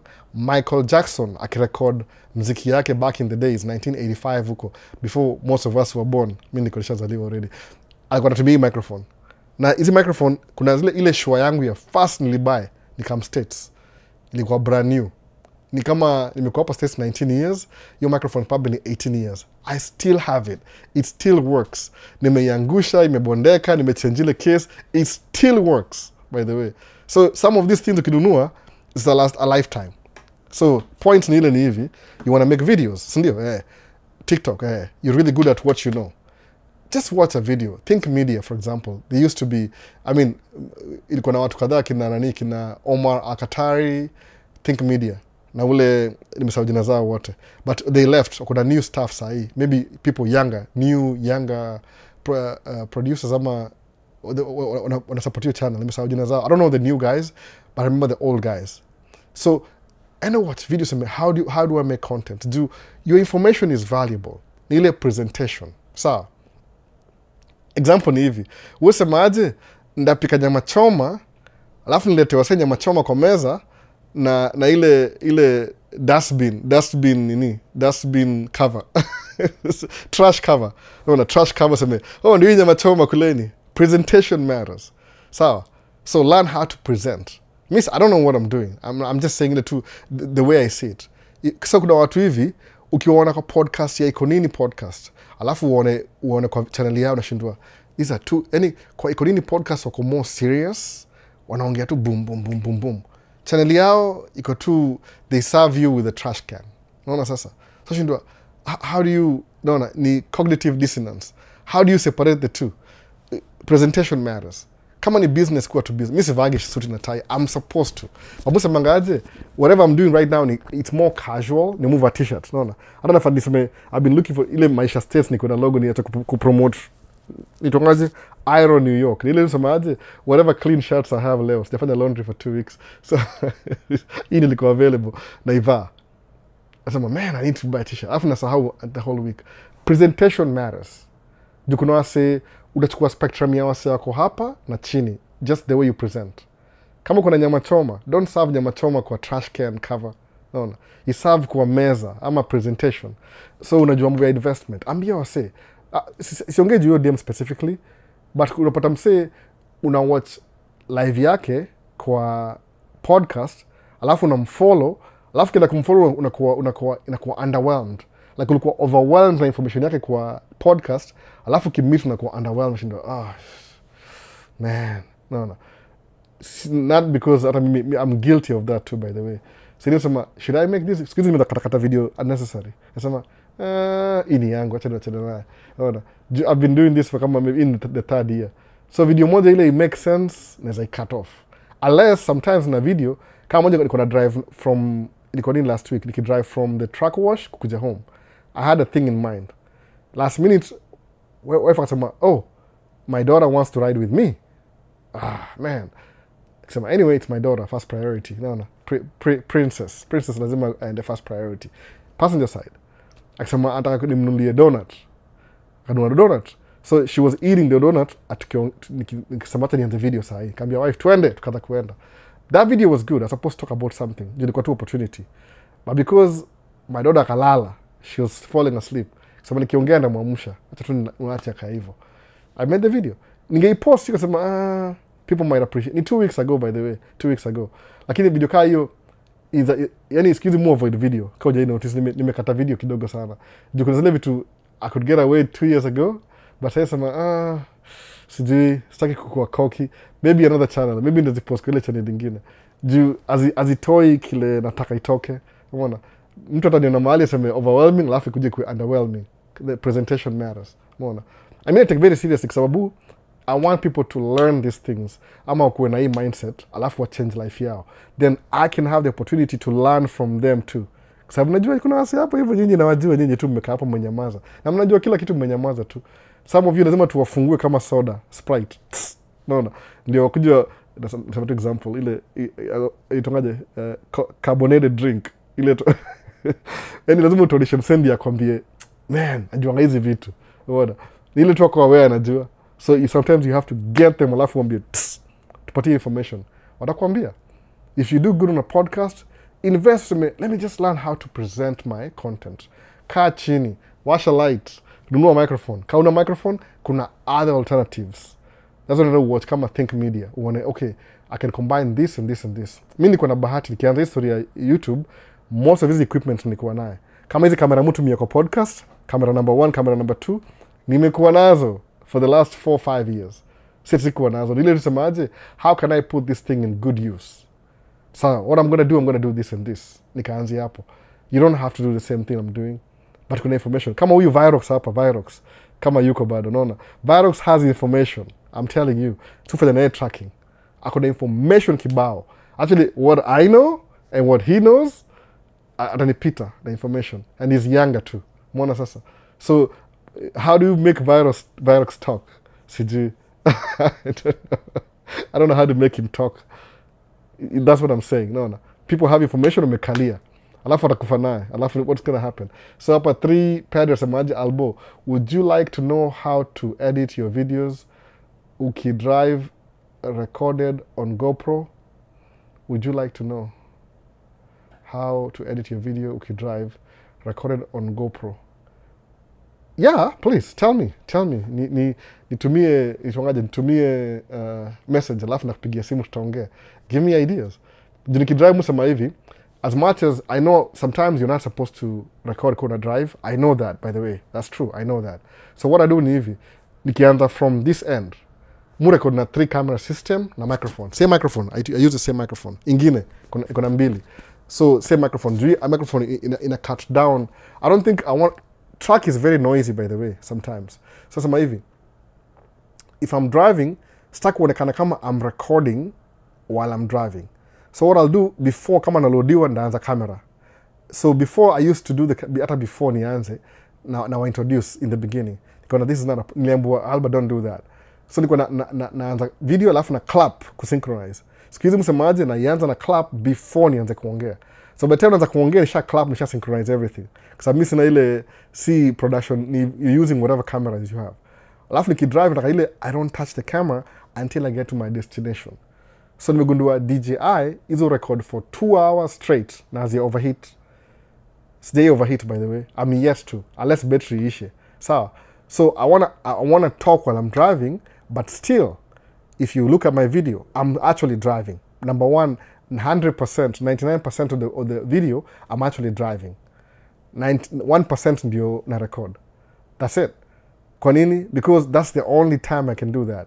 Kama job ina allow. But kama ni job ya on-site kama last week, I can't record anything. So na hivyo sasa, I had to learn. If somebody has some more ideas, I could do that. Because I would love to nikuwe na presentation, alafu napata more views. I would appreciate that. Lakini sahi, what am I trying to do? Too much, niko na watoi na raise, kabuda, nimeanza kuinvest. Kama tuseme 4 years ago, it's getting somewhere, by the way. Nikiangalia nisema, okay, I wasn't really wrong. That's why this year nimekuwa more confident kuongejua nini investment, because imeanza kugrow. I'm seeing it grow, so I'm very serious. 2 years ago sikuwa sure, sema I'm trying this thing out, I can't really mention it, but sahi kuna vitu zimegrow nasema yeah, it's growing up. Unaona? Najua hivyo. So that's what you do, nasema okay, acha ni record alafu nione niaje. I'm open to more ideas, but I would rather record less kwa track. But ile because ni mazi channel la mambo ya tracking, at least musema once in a while ama once a week nikuwe na tracking video ndio watu wakumbuke ni tracking ndio ngene make I do all this living ni tracking. So mkiona video track, oh, mse driving truck, okay. Na hii angle kuna a YouTuber fulani nimesahau jina yake, ako yoga flatbed.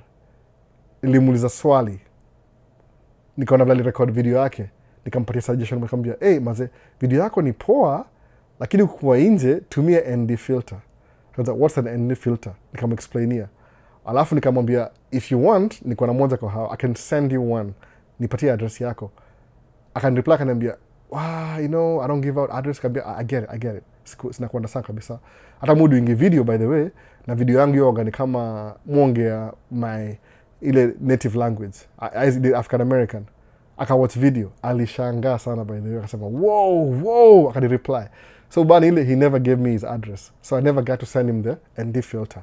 Kwa sababu napenda content yake, lakini anatoka nje na camera, sijui record na automatic, ajui ile, it makes a difference, especially sahi because kuna AI na nini, kuna vitu change kwa camera. Mimi nimelearn by mistake, by the way. Ukienda place iko exposed vizuri, inakuwa too bright, inakuwa overexposed. Alafu your video looks tacky. Sawa. hata kama unaongea point unaona kama mtu ameona nuru gizani. So ina make sense vitu kama hizo. Ni poa kuunderstand hizi vitu. Angalia, this is my targeted, I want this and this and this. Alafu kama sasa nikipost video YouTube sasa hii, acha niwaambie tu outright sasa hii. Naweza announce sasa hii. Nimebuy 2 things this summer. I'm not making a lot of money. Nimebuy camera ingine tena. Sony FX3. Ninarecord hapa sasa hii. So kiona video yote TikTok, hii ni Sony FX3. I don't know what the quality is, nimerecord twice. Sasa sijaangalia the video bado. Umeona? So what am I doing that? Sababu kuna jobs zingine mufanya nazo, I need a camera iko na fan ina record for long format. But because I have it now, wacha ni try out na short format. So na posti video Facebook, TikTok, Instagram na YouTube shorts. Sawa, na hii kamera moja. Ikikuwa successful, na switch ni replace moja nitoe hapo hivyo. Learn presentation by the way. Because you have information, unaji-underestimate, hujui. No. Enda kwa podcast fulani ulizo maswali alafu ujibu. Alafu uende watch tena. Mimi sijaenda iko nini podcast. Maybe hata they'll never call me, which is okay too. Mwoga na watch bado. Nikithink about it, anasema it's too shy. Nakosea kama iko nini podcast ni iko very serious kwa sababu that's all they do. Au do podcast, unaona? Yaani wanakuwa na magesi ile sema hata mimi siwezi fikia hiyo level. Na invite watu kama sijui kina nani, watu yani people who are who and who, unaona? Kwa sababu imekuwa ime-established by the way. Alafu niligodoa kitu moja pia nani alisemaje, unajua nani Mwaf yo, I think we think the same kitu kaa hiyo. Yosema ati akirecord audio, share record audio interview na mtu aka lose everything. So let me change topic. Aka lose everything juu aku record hiyo session. So aka realize one thing. Hata ukuwa na video poa kabisa. Sometimes backup audio yako. Kwa nini? You never know. No. Uzakuwa na podcast moja poa sana, alafu lose audio na kuna video. Kwa nini? Somebody forgot to push the record button. So msema, knowing that, juna hizi vitu, backup audio. No. TikTok. Angalia hapa. I'm recording this session. Iko na microphone hapa ndio hii microphone. Hii ni audio tupu. Hii ni audio peke yake. Hii ni ya live. Kuna backup hii na kwa kamera nyingine ndio hii. DJI. Ndio DJI nyingine hapa. Nimepata place ya kuziseti hapa by the way. Ziko hapa hivi kwa hii microphone. Sisi kama mnaiona hivi. Ndio hizi hapa. Unaona? Hizi mbili. So una backup audio. It's not because it's me. Nasemaje? Wacha ni learn ku backup audio saa hii. If I ever interview who's the most important person najua. Sitaki kusema majina. Somebody important. Najua I've done this before. It's something that just ni kama tu a walk in the park for me. Kwa nini? Done it before. Been there, done that. Naona, una backup audio. Because you never know. You might end up using this audio ya DJI microphone. Kwa nini? Because hii ilivunjika na huko unajua. Naona. Sasa ukiwatch movie, I record audios dini how many 3 or 4. Sometimes I can't do it twice. Kama kwa license ya 3 hours kwa military base, kushoot scene moja ya 2 minutes, nalipo sijui uli-apply 9 months ago, alafu ingia pale, alafu make mistake, how you gonna go back waambie, hey, we missed, you can't do it, uta scrap off your story yote. Na maybe in a piece ya 15 seconds, ina make your movie make sense. No.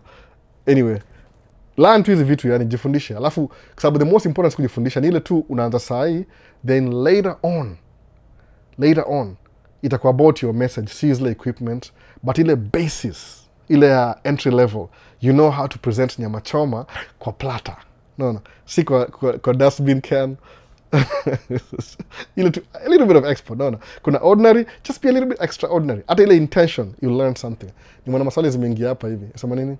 I would like to know, unifunze bana, you are a pro. Hapa na mimi si pro.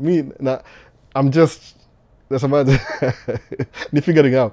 Ikika kamera hapa, alafu na hapa.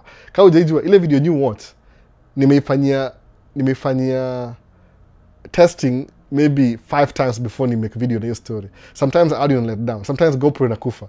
I don't use GoPros anymore kwa video.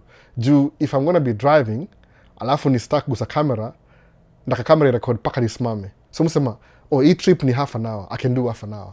DJI cameras, wako sijui hapa. Nasema above my head. Inini Action 5 ina hold battery for 2 hours. Action Osmo Pocket 3 ina run 1 hour and a half. Alafu ukiongeza ile battery yake inakuwa 3 hours. Nimerecord gari from Manfrotto, Minnesota to the Twin Cities. Ni kama an hour and a half. Sijui ni record how long. Ni record fuel. Camera ziko tu on throughout. No. Maybe ilikuwa ina shake or something. Kusema these things cameras are really good. Nika realize hivyo. So that's what you do. Una learn to in basics too. Even if you're using your cell phone, presentation matters. Ukinichomea nyama choma, ya nyama choma is delicious. Mtu yesemanga yummy, it's yummy daddy. So it's yummy nyama choma. Alafu nilete na trash can, stay cooler. Ukinilete na hata si sahani, hata ile cutting board, it's still good. Ni nyama choma bado. But trash can itako questionable. Sema I want to eat it, but isn't that a trash can? Oh, it's clean. I cleaned it. Still, no. Ina matter hivyo. Vitu serious kama investing na nini. Hizi vitu hizi zinasaidia, it could change your life. No, ukiongea mambo ya green card. Green card it may change my life, by the way. I'm not kidding. Mimi singekuwa hapa. There's no possibility nikuja ku afford microphone kama hii, for example. Unaona? Itwangaje DB A7 DB. Wapi? Sangapi? Ili kwa tu pipe dream. No. Say some, somebody just paid me this much. What? Just for that? Oof. Hii pesa sikuwa expect. Wacha ninunue microphone. Nikanunua.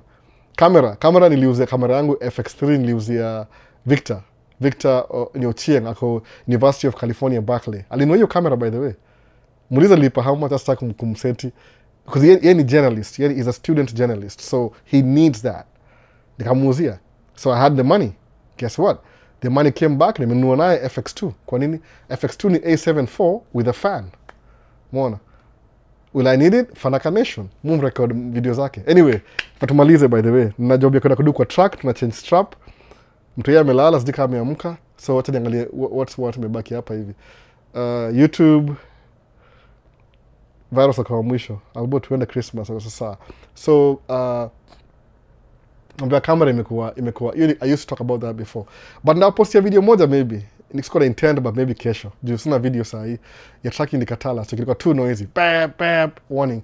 I would like to know unifunze bana. Hapo, I'll tell you. Siwezi kufunza. Niambie tu exactly. Nitumie message. Niambie what you need to learn. I'll tell you what I need to learn. Alafu I'll send you videos how I learn how to do this. Alafu the best thing kwako, sema ati nifunze how to learn. Nisha kuambia na umewatch video, just go do it. Just go do it. Ni difference. Ukifanya inakuwa skill. Once your hands touch it, inakuwa skill. It's something, it becomes part of you. Ukiwatch from a distance theory, you'll never get it. Mona. So Loda sema hi, hello hapa. Kuna Padre, Insta360 or DJI or GoPro for driving videos. Nikitaka, I can buy an Insta360 ama DJI 360 niweke hapa nyuma.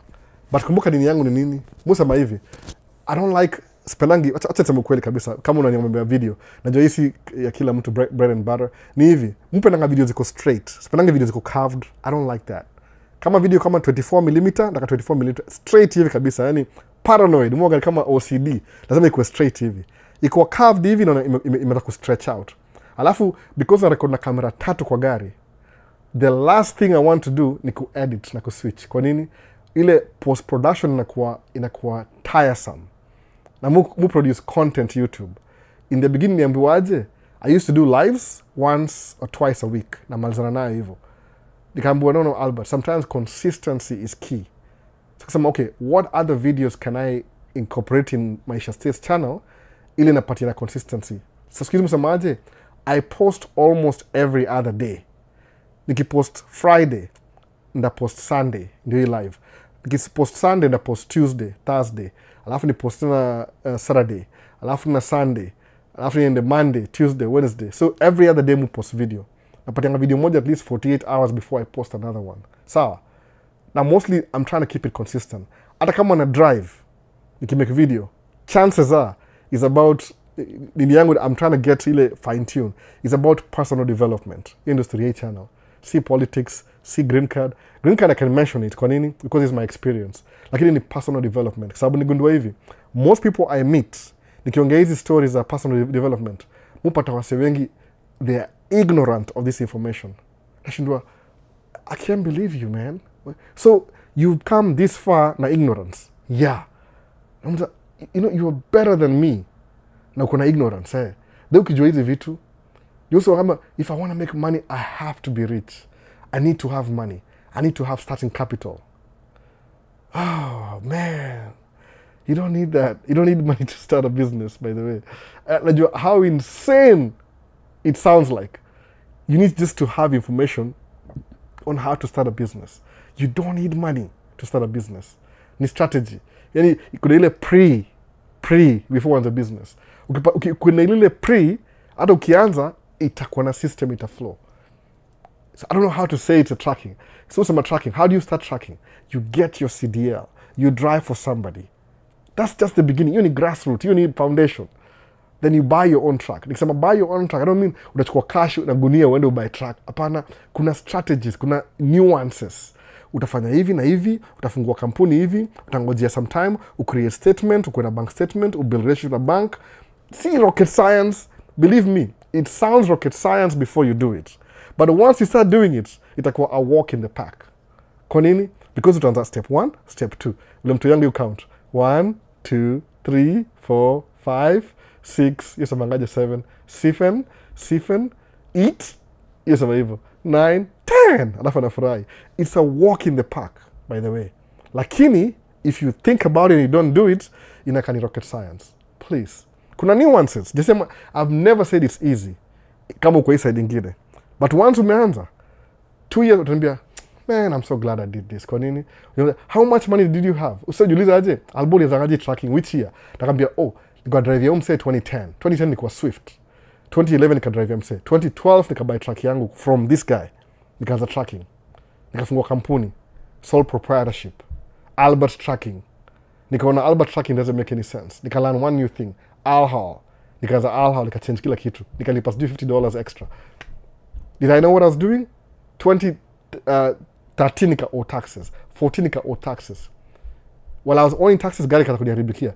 Yani hiyo story yangu, by the way, musa kila siku na repeat. Nikalan, you have to live within your means. Usi live above your means. Kwa nini? How do you live above your means na income yako iko low? How do you live hapa na income iko hapa? What about the deficit? How are you going to take care of this deficit? Live within your means, ndio kuwe na extra. Ndio invest your extra for the next project. How did I learn that? The hard way. But something funny ni ile, tracking was good enough to help me recover. Nimazie business na nini? Personal loan, $10,000. Wells Fargo Bank, by the way. Business account. Nifunga business account hivi, they gave me a personal loan on my name. Which means I put my name online to buy my first truck.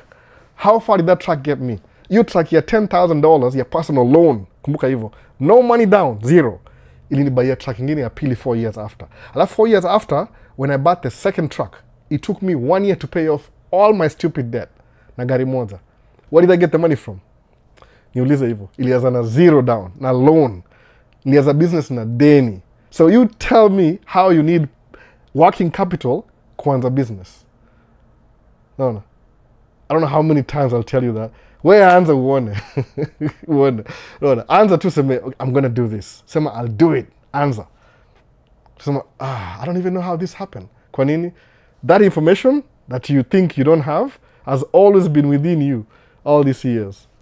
Nilojai fungua Coca-Cola, ile carbonated drink, you've never exploited it. Ifungue. It's always been there. Na yako hata ni better kuliko mimi. Mimi, I'm just probably just playing kawaida. Did I ever know I was going to record a video? Sikuwa ifikiria hivyo. Sasa angalia, I know how to, some few things, ISO, najua ISO ni nini, najua shutter speed, focal length, hizo ni vitu before my head. But because I'm doing it, nakona, this is why you do this. Okay. It makes sense. Do I even know what I'm talking about? Najua tu some nuances that makes it work. That's it. Anza. Sikuanza tracking because I had a bag of money bags. No. Loan, personal loan. I don't know how many times in some maybe. Yani, I had the thing in my mind already. The action made it come true. Sawa. Sijui niseme how many times yani. Fikiria hivyo. I'm broke, I don't have money, niko broke. Ule msalzulio swali, by the way. Hiyo ndio answer yako. Niko Kenya though. Okay. Why did you start your business in America? How did you get to America? Nili apply green card. Iko due lini? Next month. So, would it hurt you? Kama ile baridi ya February, slap in the face. Your face hurts because it's too cold below zero. Will it hurt your face? Ukisema aje, wacha nipige picha, ni apply green card, ni submit my entry. You need step one. What I think, just do it. Alafu forget. Guess what?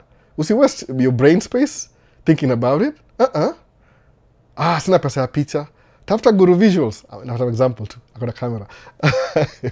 Guru Visuals ni aje. Nipige picha na kupatia so moja. Nipige picha. Make sure ni hivi na hivi. Sawa. Akupige picha. Guru Visual hajaifikiria kufanya kitu kama hiyo. Kupiga watu picha. But guess what? Oh, I can do that. Idea imekuja kwa kichwa chake sasa. Atakolektia pesa yote ya green card in 1 month. Akipiga wasee picha digital. Alafu anatumia kwa simu. Alafu chukua simu yako apply, usubmit.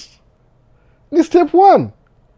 You never know. You step 1 ita make 18 years utakuwa mbele ya man cave kama hiyo unaongea na wasee naambia wasee, this is my life experience. I don't even know how it started. Ilikuwa tu flukes.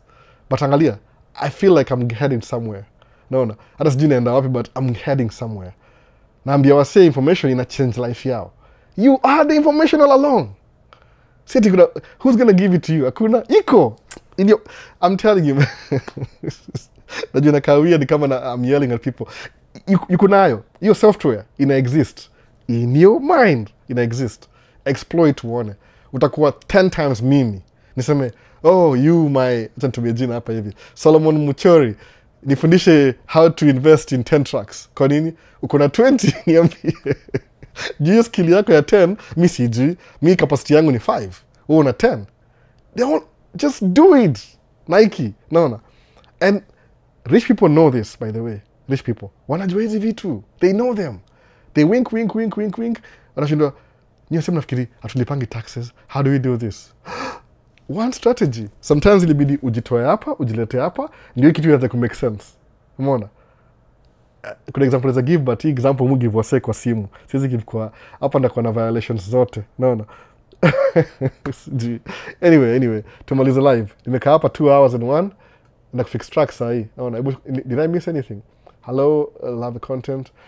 Funds za tech. Index funds za tech. Huitwa aje? OAK. Utangalia hivi, depends who your broker is. Juu kila brokerage, kama tuseme ni Vanguard, kuna makod zao, VAAO. Enda uiangalie, fungua brokerage account. Sijui kwa wapi, by the way. Kwa wapi? Okay. Kenya, UK.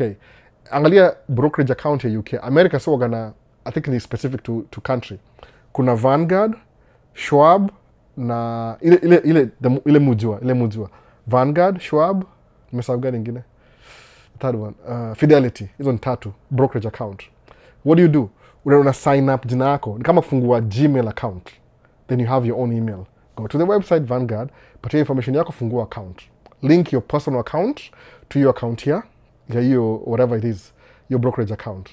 Then you have to fund your brokerage account. You have to fund the account.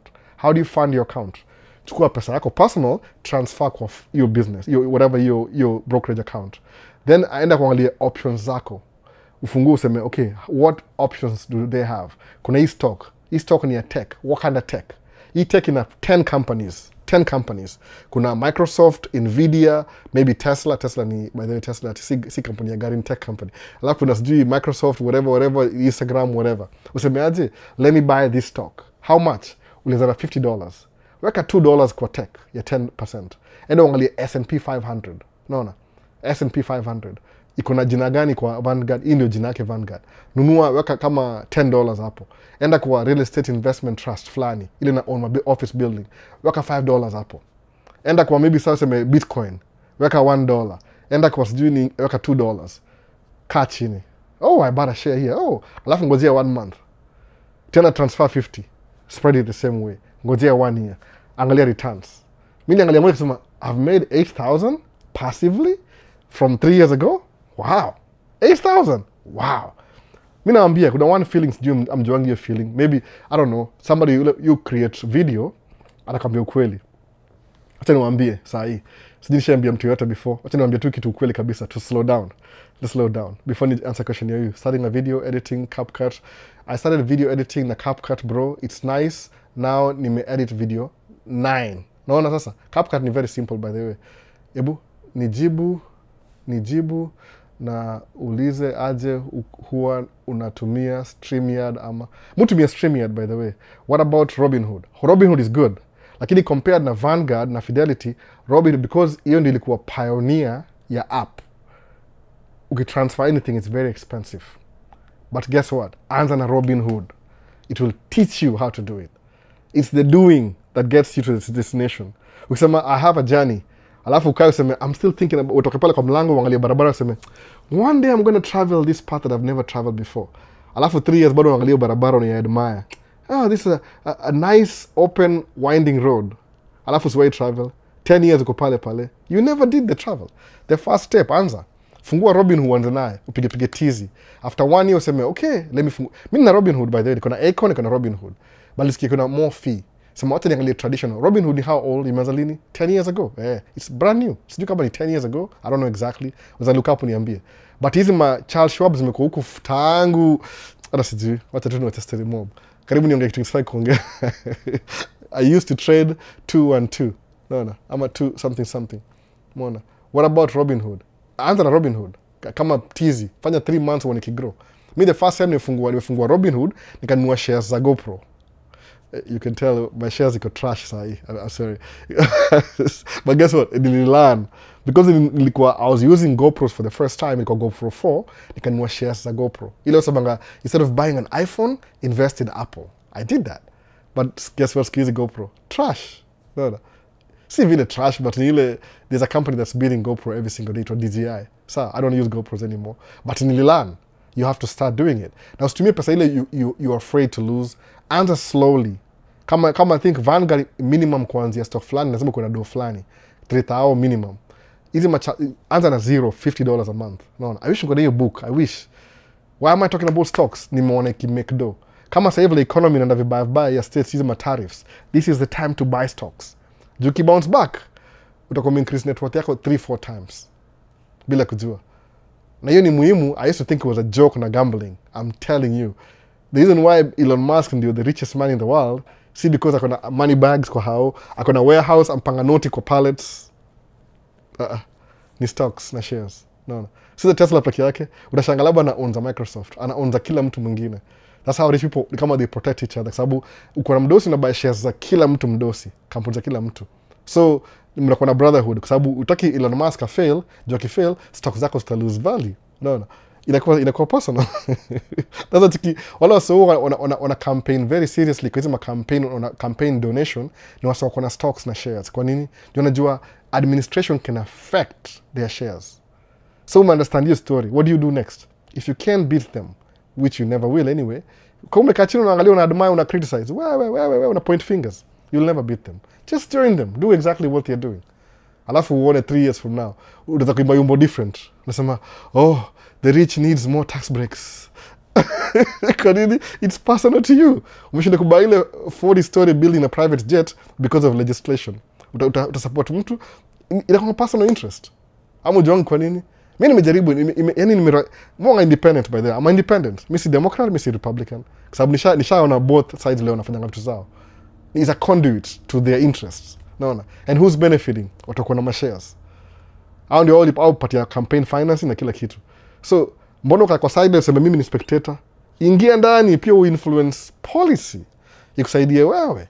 So mimi I'm going an extra step. Na waambia, I'm telling you guys, anza kuinvest na stocks, ndio uko na hiyo power when tuko sisi ma 60s, ma 70s, sisi ndio tuna run show. No. Angalia, how old is Trump? Ni mzee. Who supports Trump? Ni wase retirees, wako na shares. What about 20-year-old? Oh, kelele. No money. Oh, Ruto this, Ruto that, tuingie kwa streets. Ruto must go. Aya, wala msa asha invest Nairobi Stock Exchange nasema, oh, look at these people. Angalia, Ruto must go. I need Ruto. So, alafu anahesabu naona, naangalia statistics. Man, hii Gen Z, hii Gen Z nakani kama population yao. Hao ndio 60 million Kenyans, Gen Z ni 40 million. What do we do? Tafuta influencer. Mweka payroll influencer. I'll say how good Ruto is. They spend their money to make sure what's doing your information. Kwa nini? To protect their interest, their shares. So, sa uko 20s, how do you make sure pia wewe utakuwa run policy 20 years from now, ama 30 years from now? anza kuinvest saa hii. Kwa nini? Because if you believe in the good of the society, uko na shares, uko na ile power na money, uta influence your ideology 30 years from now exactly the way you want it now. Sawa? Ukiignore, guess what? Utakuwa Ruto 3.2 or 3.4 version. Kwa nini? Kama unathinkia ni mbaya because of that. Now while you guys are screaming kwa streets mnauliwa, people are making money. No. So what's the game? Unajua mambo ya shares imekuwa so profitable mpaka utumwa ikaisha. Ama ujui hivyo. Why do you think they ended slavery? Haikuwa profitable anymore. Ilitoka profitable. Man, why should we have to, it's too expensive. Oh, you gotta find mtu anajua kuchapa kijaunyo ya kibe. Lazima uchukue watu kwa boat. Too expensive. Si tukuwe na boat sahi kubwa 10 times bigger ilabeba container. Alafu tununue shares kwa hiyo kampuni. We don't have to own the company. Who cares? No. Shares ilifanya, that's why utumwa iliisha juu ya shares. Hii watu wajinga kelele ya utumwa, hii ni ile wasa wajui, wako blinded bado. Wanafikiri bado ni 1776 ama 1619. Hawajui? No. So how do you get from point A to point? Baanda kubuy shares saa hii. Hata ukichange rules ulibuy 5 years ago, 10 years ago. Ukamku-influence politics yako. So umesema hivi, if you want that change that you believe in, kuwa na hiyo financial backing, ubaki wase watavote vile wewe unataka. Naona? Kwa nini? Utakuwa na ile resources ya kuwalipa. Naambia kuja hapa, kuja hapa. You're very handsome. Chukua microphone, enda uongee na wase. Wewe ndio mayor wa wapi? Influence. Naona? But influence bila do. Unaandika barua, strong worded letter. Hiyo na kufidio kwa shredder. Naona? Shredder ya whatever, whoever that is. Sijui. That's what you do. Naona? Maybe I'm wrong. Mtu is correct. But maybe that's how I see things. Naona? Connect people. How do I start a business? 2011, zero money down. Alafu consistency, saidi kuna net worth. Somewhat. Whatever it is. Sitaki kusema hapa ni TikTok. No. My personal things are personal. But you got a network flani. How do you get there? From nothing. Ni loans. Are these things available? Yes, they are. What do people do? Hautakuwa entertained most of the time. Naona. Angalia udema. Kuna nyash ni aje. Okay, hope your video ya nyash, it makes you money, alafu na invest. Ndio hiyo ya nyash ya last year sikuwe a waste of time. Hiyo nyash ilikumekia. Kama ni hivyo, kama that's what the thing you do. Naona. Una makes you my AI videos or whatever. Naona. That's how I see it, my perspective. Muenda kuongea vitu sawa kuongea saa zingine. Lakini ndio hivyo nasema ile yani angalia yani study kuwa na observation. Maybe ujue hizi vitu, maybe imeenda overboard. Muongea too much sawa kuongea anda kuinvest stock bado. Kwa nini? Kaucha sikia jina passive income. Literally kununua stocks. Hiyo ndio passive income. Juu utaisikia utaimbiwa for the next 10 years you've never done anything. Unasikianga tu passive income, passive. Ujui ni nini? Paka imekuwa wimbo. Umeandika wimbo rap unaimba juu passive income. Juu ni nini? Ule msa anajua amenyamaza na kuangalia tu kimmekia do. No. That's what it is. Let me say anything. This is so valuable. Thank you. Nyahunyo karibu tusahau. Ni nyahunyo tokata nyahunyo. 1000 sijui nini hivi naona. DJI is the best kwanza truck driving. DJI ni poa sana. Aishi battery by the way. Ninunua ile extra battery siku hizi, niko na ile extra. I don't use it kwa truck lakini mwaga naye na backup. Nikimake one trip na charge na kwa full 10 alafu nirudi hivi the other trip. So I said I'm alive, nimekaa 2 hours. Nimemake up at least your story. So sasa hii kwenda kuangalia truck. Najua niko so much in trouble but mtu yeye amelala bado. Hajaniamsha. So tuendelee next week basi. Ndabring you book next week alafu tuende tu break down. Sasa niko more interested na mambo ya shares. Hata kama ni I don't know how much money. Where anza? Hiyo 50, you might lose it, you might gain it. But consistency itakuwa 150 which you didn't really work for. Naona. Hiyo ndio passive income literally. Naona, sikudanganyi. Nimeangalia kila kitu how do people live their life. Kuna more nuances but mimi nakwambia kitu moja. Ukianza kudo kitu the moment you start ina make sense. You're doing it. I can't lie to you about it, you're doing it. Niambie albo do business ama unaona shatu track. Nakudanganya, mimi na track 50. Au jisikia mimi na kwa mayor next year. Hiyo ni uongo. No, hiyo ni uongo. Hiyo I'm lying. Ukiuliza swali asiwezi jibu. Unaona? Munge juu ya tracking because itakubuild hiyo income extra. You live utakuwa mdosi immediately, but utakuwa na ile pesa ya kuinvest, utakuwa na ile freedom ya kuinvest. Alafu 10 years, 20 years from now, time is more valuable than money. Hiyo ndio umeinvest sahi itakuwa passive 2 years 10 years from now. Umeona? Hata ninge break down. I wish niko na hiyo book, nimeplan hiyo book lakini nimeitoa hapa hivi. Juu ni book simi nimeandika. Nimetu siwezi tutaja hiyo book verbatim because ni publication ya mtu mwingine. What I can do ni some, alafu ni summarize niwaambie. Alafu ni promote pia ndio asione kama I'm stealing their material. Kwa sababu they make a living from selling books passively. Sawa. Nikichukua book kama neza reach out, niko na book moja, I will teach you how to be rich. Iko hapa hivi karibu hapa hivi. Sisemi ati I'm gonna read the whole book hapa kwa nini. That's too cheap. Go buy the book. Kwa nini ndio support hiyo mse. Useme Albert told you to buy the book. Msema Albert, I like your work. Una promote book yangu. I allow you isome Kiswahili. Kwa nini? Because I'm supporting nini yake. Then I'll do that. Nasoma page by page. Wala siwezi buy book na nasomea page mzima. No, I would love to do that. Ile tunaheshimu ile energy ya watu ya kuandika kitabu. Unajua kuna ma-investor, kuna publisher, kuna editor, kuna nini, kuna mwenyewe. Alafu I'll make you investment. So I don't want to be promoting somebody's book ile I had nothing to do with it. And I'm not trying to make money. Mimi na value information more than anything. Sababu kuna information, you'll make that money. Sawa. Itakam. Angalia systems za world zina work. Alafu zi maximize. Kuna sawaga walezi. Kama usonishi Europe ni walezi. You don't buy house, you don't own houses. Sema, mimi naishi kwa hapa na rent tu, siwezi buy house. Kwa nini? No. Two things. Besi yangu alisema jana. You're either renting a house or pay somebody's rent. No. Kama if you're renting, I mean, you either have your own mortgage or you're paying somebody else's mortgage. That's it. Hakuna two ways. So which is which? Which one has returns? Jiulize swali hivyo. Sawa, you don't own a house. I'm going to build my own house. Okay, so sawa, you can do that. Kenya unaweza do hivyo. Other states, some places. Lakini ni hivi. Mimi nimeishi kwa apartment town come states from 2007 mpaka 2000 and what? Hata sijui leo ni lini. Suppose they buy how mpaka leo. 19 years they buy how. Kama ningebuy how mortgage yoga 30 years. Suppose ningebuy tule conventional, sina do, sina kitu yote, sido business.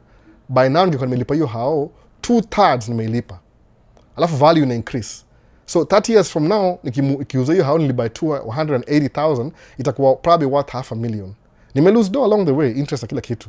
But guess what? The investment is growing in my backside. Sababu guess what? I could still be paying rent. Sawa. But I'm paying somebody else's mortgage. I don't landlord. The Lord. No. Yeye ndio Mungu wa nyumba. Landlord. Namlipa yeye pesa, ndiye alipe mortgage yake.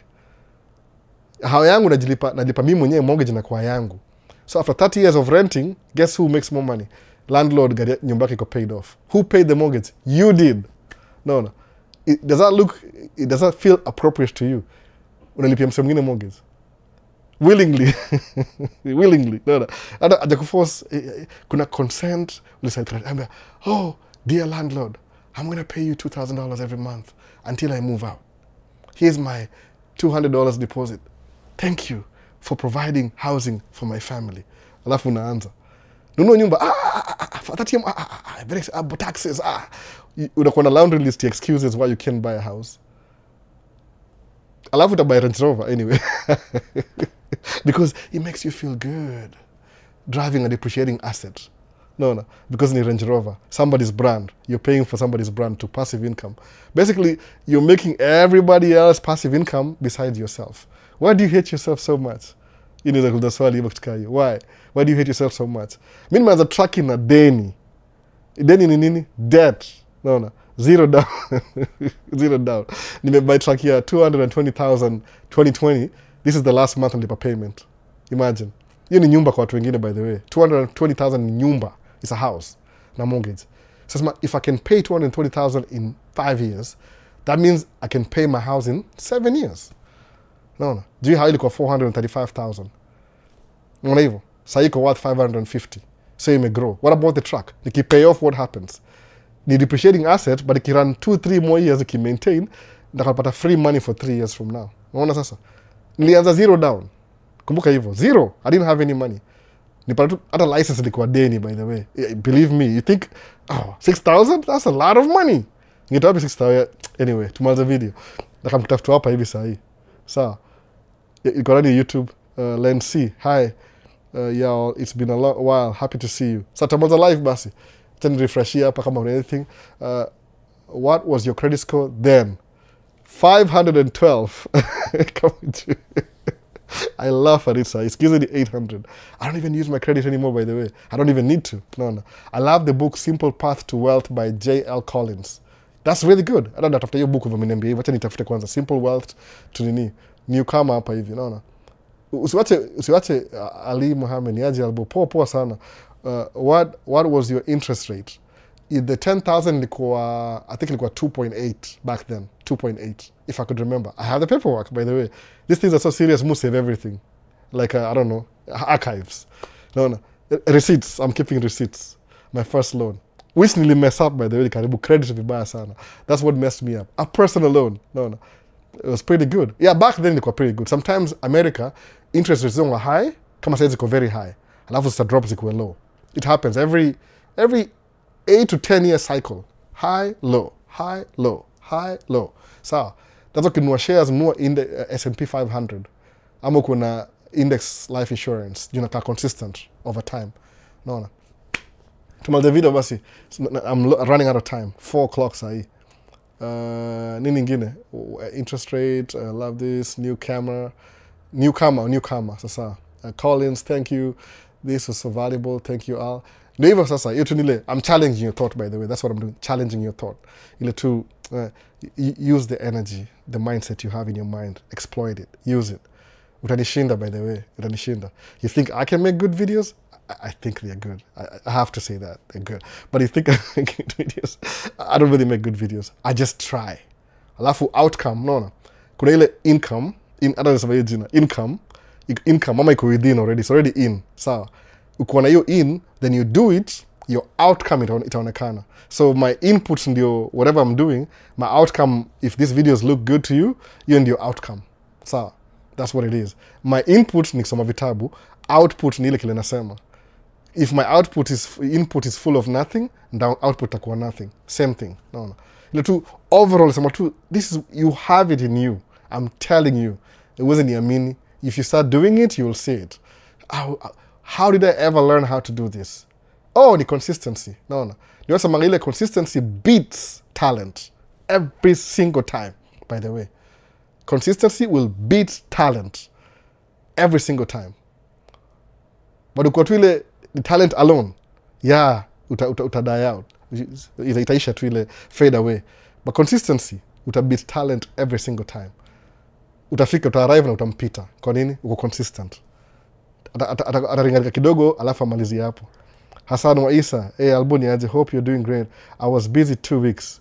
Karibu, tunamaliza video sahi. So how could somebody have a credit card as a beginner? Kuna strategies, by the way. Kuna so many strategies. So baya Hassan wa Isa namaliza video sahi, unfortunately. Naanza na hii next time. Naambia kao ijwile, enda kwa bank, weka $500, okupatie credit card. Sina $500, save $500. Kwa nini? If you save it, take it very seriously. Alafu chukua secure credit card. Kaa naye 6 months, omba ingine. Use that credit. Alafu bill. When you're ready, ni kama preparation. Asema ngaje? Luck is what? When opportunity meets preparation. In your luck. Are you lucky? Did you just get lucky? No, you didn't get lucky. You were prepared, preparation, then the opportunity zika equilibrium. And you're lucky. That was your luckiest day. Kwa nini? Zili meet equilibrium. Preparation and opportunity zika meet sweet spot. Like luck. Mimi apply green card, not even knowing what I'm doing. I was prepared. Opportunity kakuja, ikani meet hapo. Nikam states hivyo. Nikaanza business na deni. Preparation.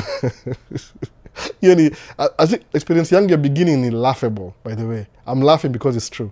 I didn't know nothing. My friend was doing it. I couldn't put enough information. I just did it anyway. Nika figure out. Sabu, when you're doing it, somebody can see you failing and redirect you. When you're thinking about it, I can't read your mind. I don't know what you're thinking. How do I know? But when you're doing it, pita hivi, tano huku, sienda hivi. Oh, okay, unatana. It's easier. But you're thinking about it, who reads your brain as well? Oh, I'm thinking about making $1 million, but I don't know. I can't read your brain, missing mind reader. But if I watch you do it, I can, correct your path.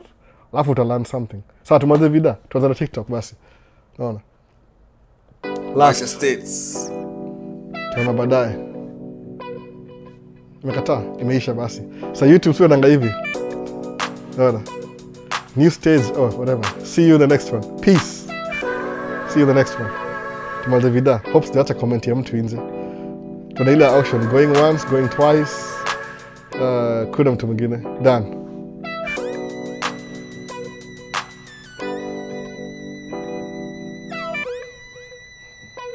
Peace.